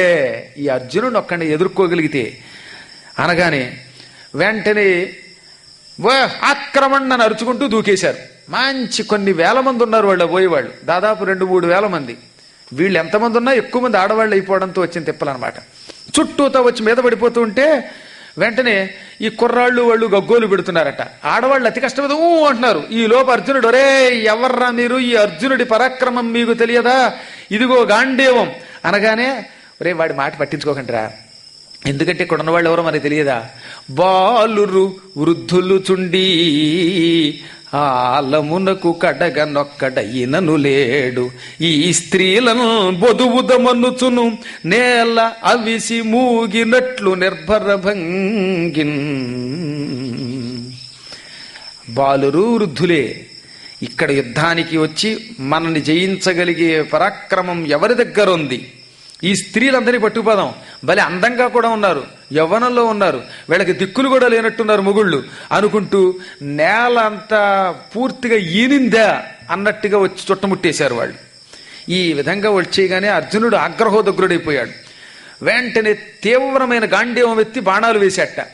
ఆశ్చర్యం, అర్జునుడి బాణం దెబ్బ తగిలి మామూలు దొంగాడు బతకగలడా? ఈ బాణం తగిలి ఒంటి మీద ఉన్న చర్మమును ఎంత ఛేదించలేకపోయాట బాణాలు. వాళ్ళ శరీరము గట్టిగా ఉందన్నాడు, దృఢంగా ఉందట, కవచంలో ఉందట వాడి శరీరం. ఆ నల్లని దుబ్బుల్లా ఉన్న శరీరానికి తగిలి బాణం కింద పడిపోయింది. తోలు పై భాగమును కూడా ఛేదించలేకపోయాయి అని తెలుగులో కూడా తిక్కనగా అనువాదం చేశారు. ఆశ్చర్యం. పైగా వాళ్ళు ఈ బాణం తగిలితే ఏమిట్రా పురుగు తగిలినట్టుంది అని ఇలా తోసేసి కిందకి, నేను పురుగును దొరికినట్టుగా, ఏ పెసగి ఎట్ల పాపాత్మక మగు కిరాత వల్ల ముసక్మగ్రాటోపమున కవిసి వివిధ ధనాపహరణమాచరింపన ఆరంభించాను. అస్సలు అర్జునుడిని పట్టించుకోకుండా పూచిక పుల్లని తీసేసినట్టుగా, ఈ మొక్కడి మూకతో యుద్ధమేమిటి, దోచుకోండి అని బంగారాలు నగలు మెడల్లో ఉన్న గొలుసులు లాగేస్తున్నారు, చెవులు కొన్న దుద్దులు మొత్తం చెవి కన్నాలతో పాటు పీకేశారు, చేతి గాజులు లాగేస్తున్నారు, ముక్కు పుడకలు పీకేస్తున్నారు. ముక్కు పుడకలు కూడా డేంజర్, ఒక్కోసారి ముక్కుతో పాటు పీకేశారు వాళ్ళేకంగా. ఈ విధంగా కోసేసి మరీ లాగేసుకోవడం మొదలెట్టారు. ఇంకా అర్జునుడికి ఆశ్చర్యం కలిగింది. బాణాలు టపా టపా కొట్టాడు, ఏమీ తగలడంలా. ఓరి వీళ్ళ దుంపలు తెగ వీళ్ళని చంపాలనుకున్నట్ట. అప్పుడు వాళ్ళేమన్నారో తెలుసా, ఏమో పరాక్రమవంతుడివా, ఏది కొట్రా అన్నాడు ఒకడు వచ్చేలాగా. ఈ అర్జునుడు నిజంగా వాడు అలా అనగానే గుండెకాయ కేసి అల్లూరి సీతారామరాజులా చూపించాడు దొంగ మీనుకు కూడా. ఈ గుండెకాయ మీద కొట్టాడు బాణం. అబ్బే ఆబోయల్లు నిర్భరమతులై బేభత్సుపై కవియ అతడు మహాస్త్ర ప్రాబల్యంబును మెరయుటతా బుద్ధి తలచి మంత్రతతి తోపమీకి. ఎంత నిర్భయంగా వాళ్ళంటే బాణంతో కొట్టిన ఆ గుండెకాయకి తగిలి కింద పడిపోతున్నాయి అవి. ఏదో చిన్న మల్లె పువ్వో లిల్లీ పువ్వుతో కొట్టినట్టుగా ఉంది వాడికి. దాంతో రెచ్చిపోయి వచ్చారు. ఛీ, ఇప్పుడు ఇలా వీళ్లతో మామూలు యుద్ధం చేయకూడదు. గుర్తొచ్చింది, మా గురువుగారు ఇంకా మహానుభావులు ఎంతో మంది మంత్రాలు ఇచ్చారు, అస్త్రాలున్నాయి, శివుడిచ్చిన పాశుపతం ఉంది అనుకుని వెంటనే గాంధీవం ఎత్తి అని మొదలెట్టాడు. బ్రహ్మాస్త్రం గుర్తుకు రాలేదు. ఇదేంట్రా బాబు, ఎంత రిటైర్ అయిపోతే మాత్రం జ్ఞాపక శక్తి ఎక్కువ, నాకు బ్రహ్మాస్త్ర మంత్రం గుర్తుకు రావటం లేదేంటి దుఃఖం వచ్చి ఆగ్నేయాస్త్రం చదివాడు. అసలు ఏ మంత్రము గుర్తుకు రావట్లా, అసలు అస్త్రములెన్ని అవి కూడా గుర్తుకు రావట్లేదట. ఆగ్నేయాస్త్రం, వారుణాస్త్రం, బ్రహ్మాస్త్రం, పాశుపతం ఈ పేర్లు కూడా గుర్తుకు రావట్లేదు. మాయిదారి కాలం ఇలా అయిపోతుందన్నమాట. మీరు చూసారు లేదు, కొంతమంది మంచం మీద పడుకుని చివరి రోజుల్లో పెళ్ళాన్ని కూడా నువ్వెవరు అడుగుతాడు, ఎక్స్క్యూజ్ మీ మిమ్మల్ని ఎక్కడో చూసినట్టుంది అంటారు వాళ్ళు. పిచ్చెక్కితే ఎలా ఉంటుంది, కాల ప్రభావం ఇది. ఇది ఇప్పుడు వీడు చూపిస్తున్నాడు. తా బుద్ధి తలంచి మంత్రతతితోపమికి, మంత్రములేమీ గుర్తుకు రావట్లేదు. అప్పుడు కిరాతులు మంత్రం మరిచిపోయాడు అనుకుని మీదకు దూకి ఆడవాళ్ళు పట్టుకుపోతున్నారట. ఇంకా అర్జునుడికి చివరికి మిగిలింది ఒకటే, మామూలు బాణాలతో కొట్టేనా కాపాడదాం అని. ఆ మామూలు బాణాలతో కొడితే అమ్ములు పొదులు బాణములు అయిపోయాయి. ఏటీఎం కార్డు పెడితే డబ్బులు అయిపోయినట్టుగా ఉన్న డబ్బులు లాగేస్తే. అక్షయ తూణీరములు అర్జునుడివి.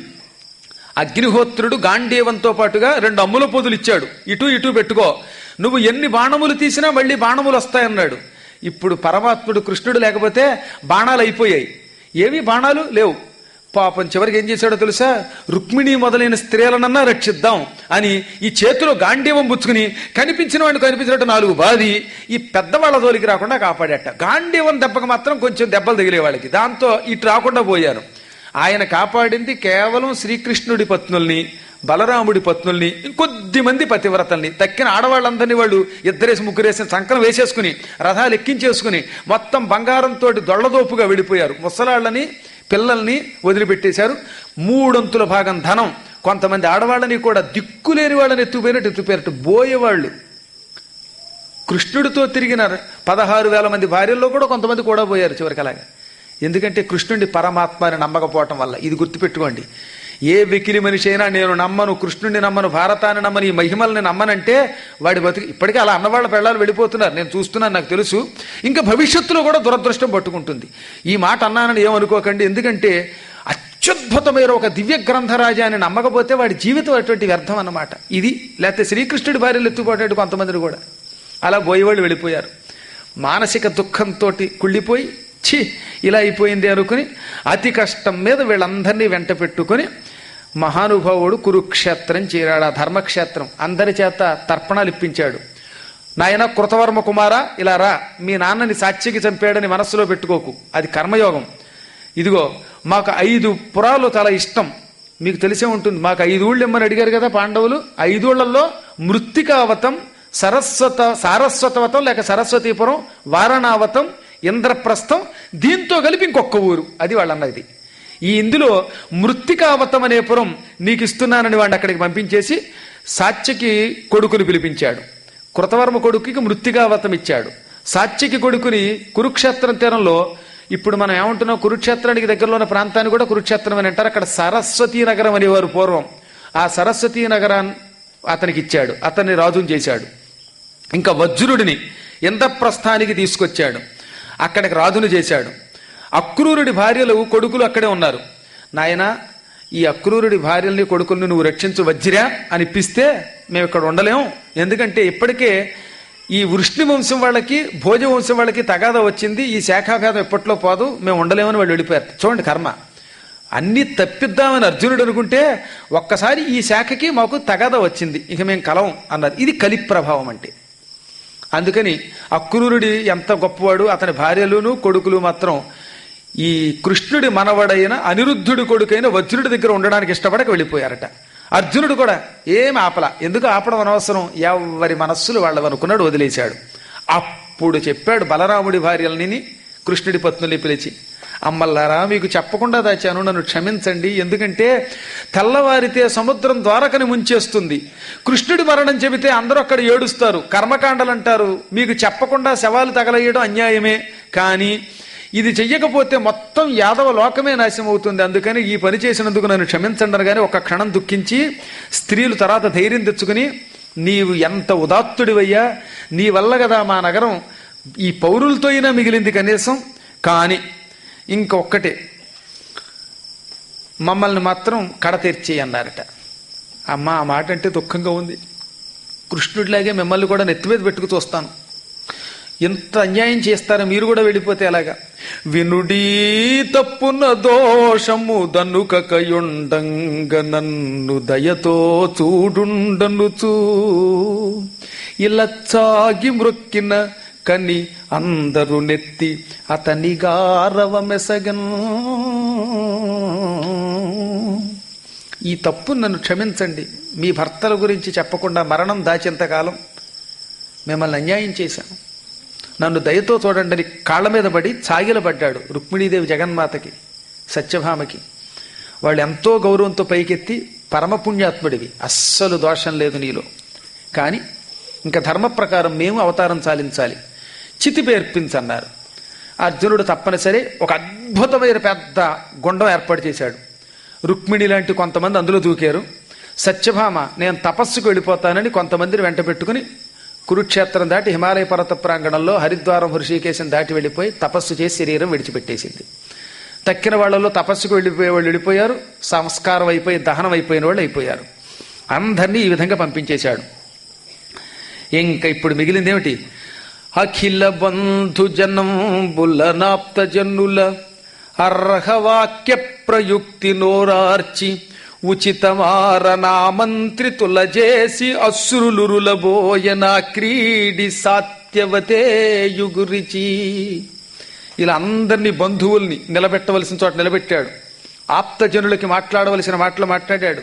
ఓదార్చవలసిన వాళ్ళని ఓదార్చాడు. కర్మకాండలు చేయించవలసిన చోట చేయించాడు. ఏ పనులన్నీ కూడా నిశ్చింతగా చేసేశాడు.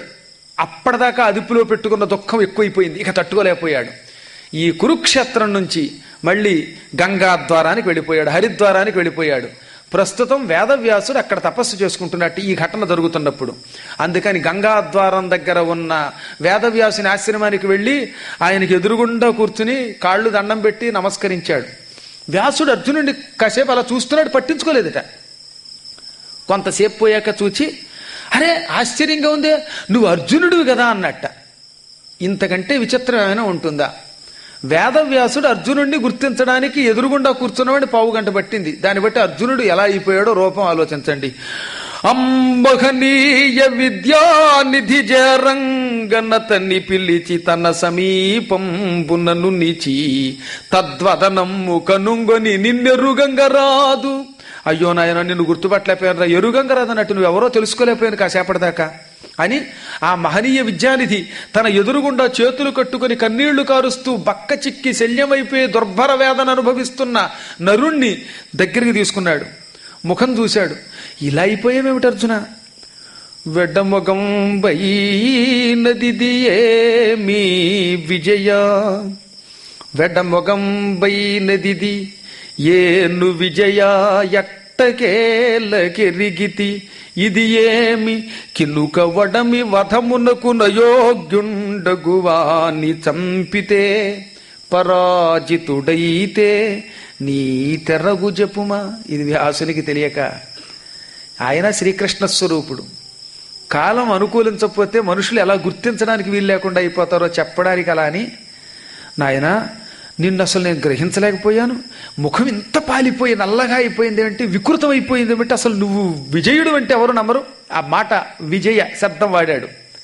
ఇప్పుడు అపజయం అయిపోయింది అతనికి. అందుకని అవిజయ అనలేక దెప్పడం లాంటిది, కాలం ఇలాంటిదని చెప్పి విజయ ఎట్టకేలకెరిగితి. చాలాసేపటికి చూశాను నేను ఇప్పటికీ గుర్తుపెట్టాను. కొంపతీసి కోపావేశానికి లోనై చంపకూడని వాడిని ఎవరినైనా చంపావా, లేక యుద్ధరంగంలో ఓడిపోయావా, ఏం జరిగింది, ఇంత దారుణంగా ఉన్నావు అని అడిగితే అప్పటికి కాసేపటికాగి అన్నవుడు నాతడిట్టులను అమ్మహితాత్మని తోడ పద్మలోచనుడు నవాంబుద ప్రతిమ చారుతను లసితుండు దేవకీ తనయుడు రామదేవుడును తానును మేను దొరంగిపోయే ఏ మనగలదు ఎల్ల యాదవులు ఆరడివోయిరి సంయమీశ్వరా.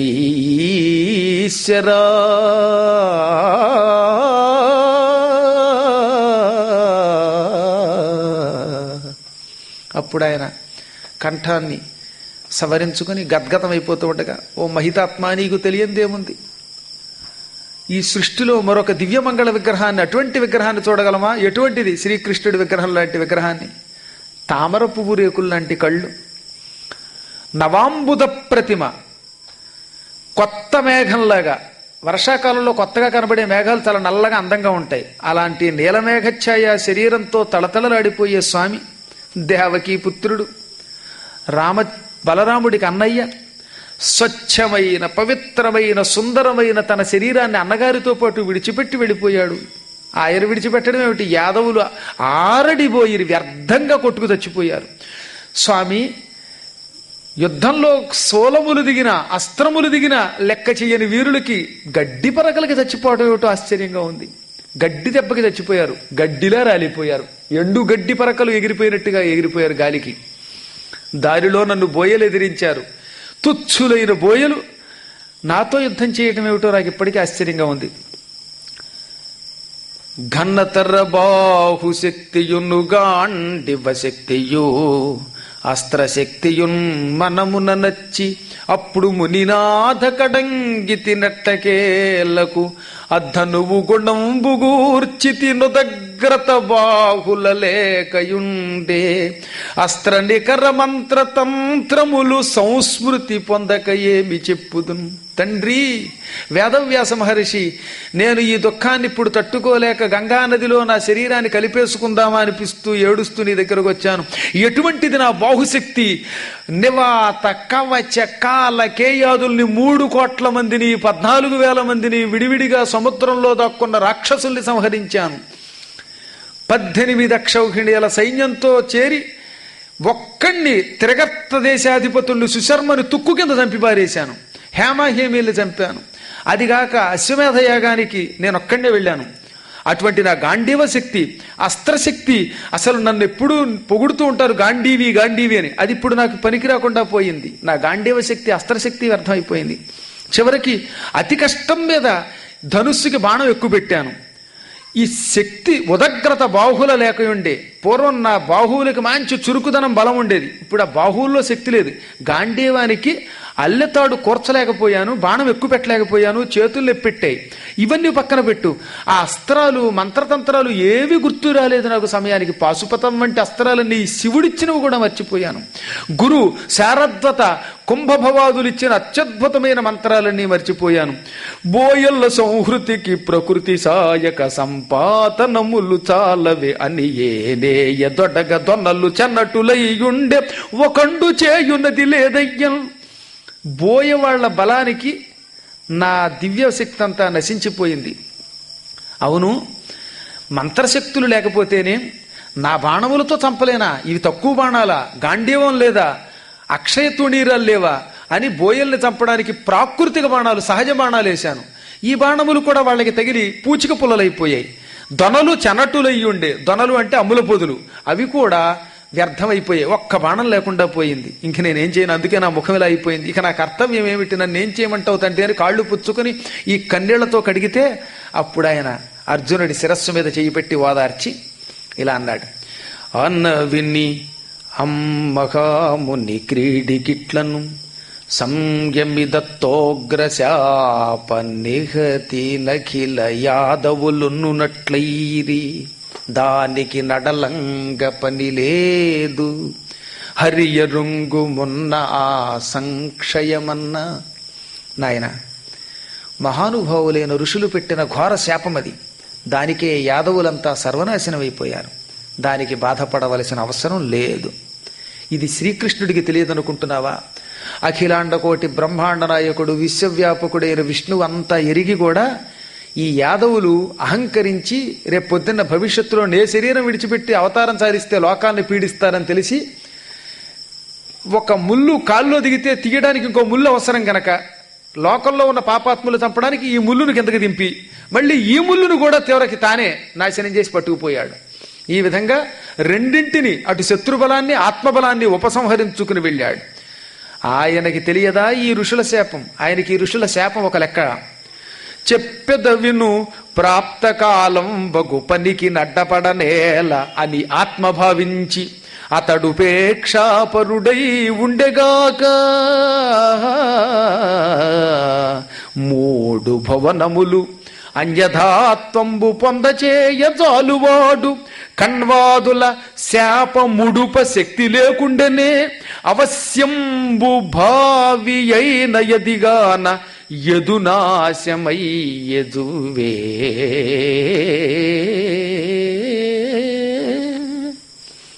నాయనా, అవ్వవలసిన పని తానే కాలం అనే రూపంతో ఉండి ఈ కాలాన్ని దగ్గరికి తెచ్చుకుని ఇదిలా జరపాలి అని నిర్ణయించుకున్నాడు. అందుకే తాను అడ్డపడకూడదని ఆత్మలో భావించాడు, ఉపేక్షించాడు. మూడు లోకాలు సృష్టించేవాడు, వాటిని ఎలా కావాలంటే అటు తిప్పగలిగేవాడు, సమస్త లోకాలని కనుసన్నలతో సృష్టించి నాశనం చేసుకునేవాడు, సృష్టి స్థితిలయములు చేసే త్రిమూర్త్యాత్మకుడైన పరమాత్మ, అసలు అన్నిటికీ అతీతంగా ఉండేవాడు, ప్రపంచ ప్రళయకాలంలో కూడా తన దివ్యశక్తితో మెరిసేవాడు. ఈ కణ్వాదుల శాపాన్ని ఆ మాత్రం ఆపలేడా? ఇది అవశ్యం భావి అయి తీరాలి. అందుకే ఈ యాదవనాశనమయ్యింది. నీకు తెలియందేముంది, ఇక్కడ అత్యద్భుతమైన పద్యాలు, ఏ పద్యం వదలకుండా, అందుకే చివరి పద్యాలు 4 కూడా చెప్పేస్తున్నాను అనమాట.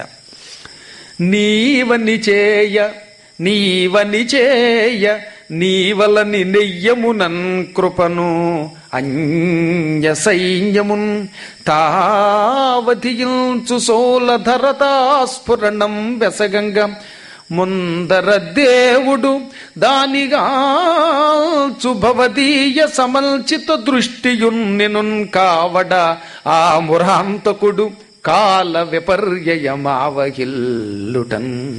నువ్వు యుద్ధం చేశావు కౌరవ పాండవ సమరంలో.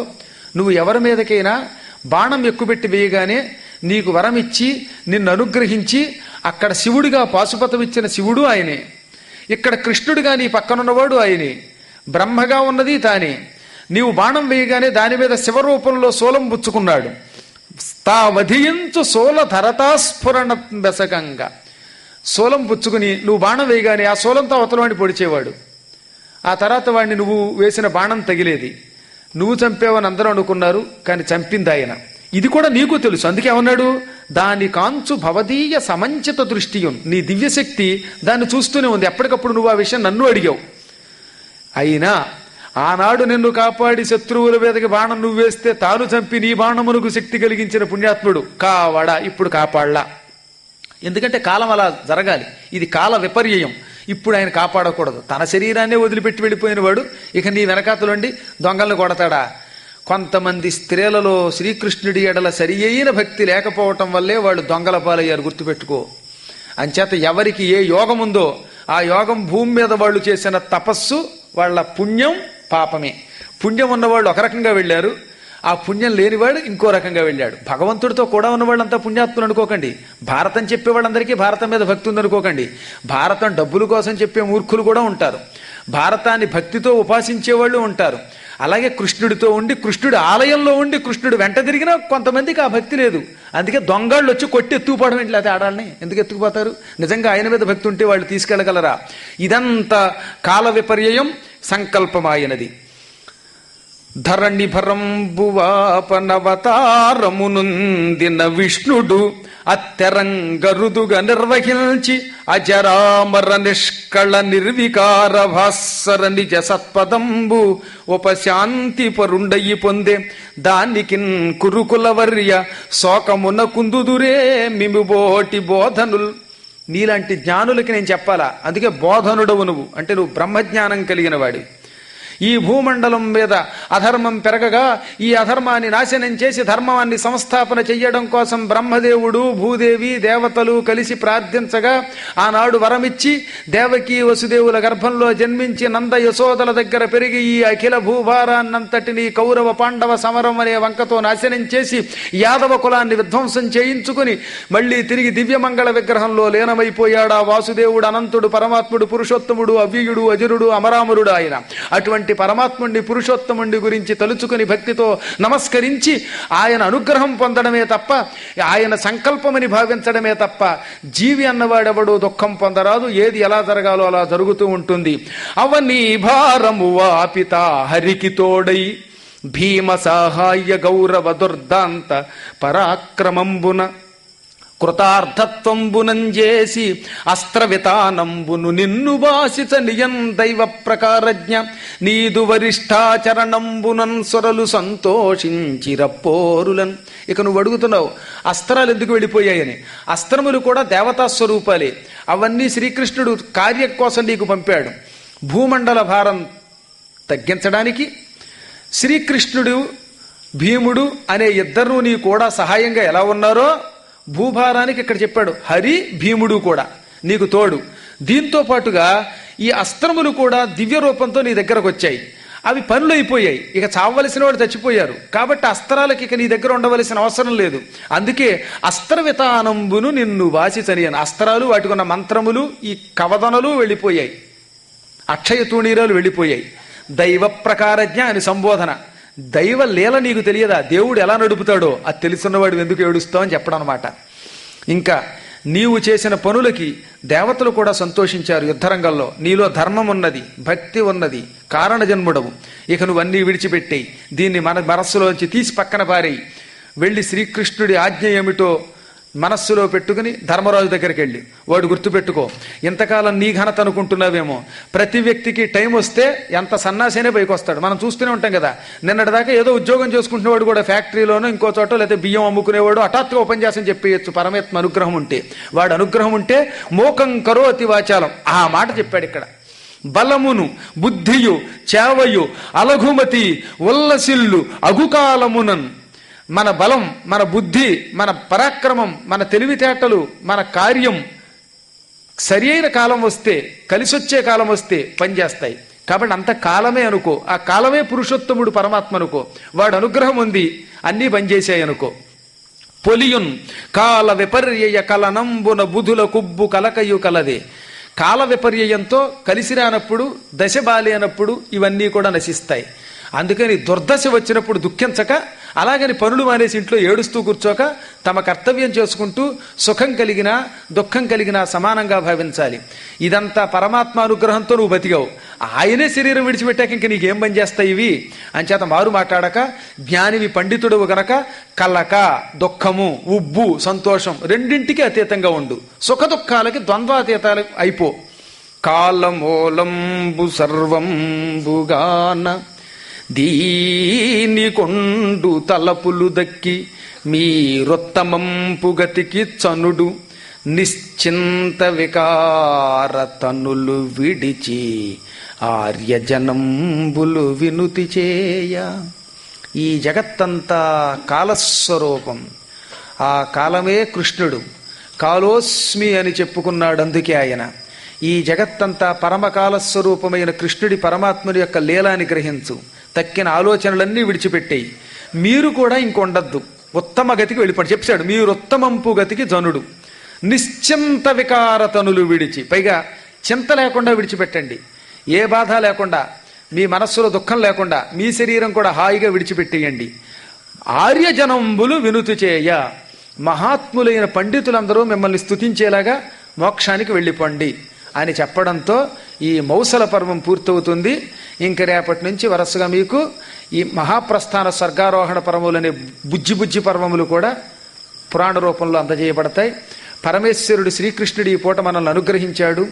ఆ పరమాత్ముడు సర్వాంతర్యామి అయినా తాత్కాలికంగా కొంతకాలం పాటు ఇక్కడ జీవించి మళ్ళీ తిరిగి తన ఆత్మని శ్రీమన్నారాయణ శరీరంలో కలిపాడు. దానికి తగినట్టుగానే ఇవాళ శ్రీకృష్ణ విగ్రహాన్ని పూజించాం. ఒక అమ్మాయికైతే ఇవాళ పొద్దుట కృష్ణుడు పూనేశాడు కూడా. డాక్టర్ గారు చెబుతారు ఆ అమ్మాయి ఎప్పుడు మాట్లాడేది కదట. మరి ఆ అమ్మాయికి కూడా విజృంభణ వచ్చిందంటే అది పరమాత్మ లీల. పరమాత్ముడు ఇవాళ చల్లగా అట్టే పెట్టాడు, ఏ ఇబ్బంది లేకుండా. వర్షం వచ్చి ప్రోగ్రాం ఆగుతుందేమో అని కొందరు భయపడ్డారు. కానీ తుంపరులు ఆనాడు కృష్ణుడు శరీరం విడిచిపెడితే ఎలా పడ్డాయో అంత మాత్రమే పడ్డాయి.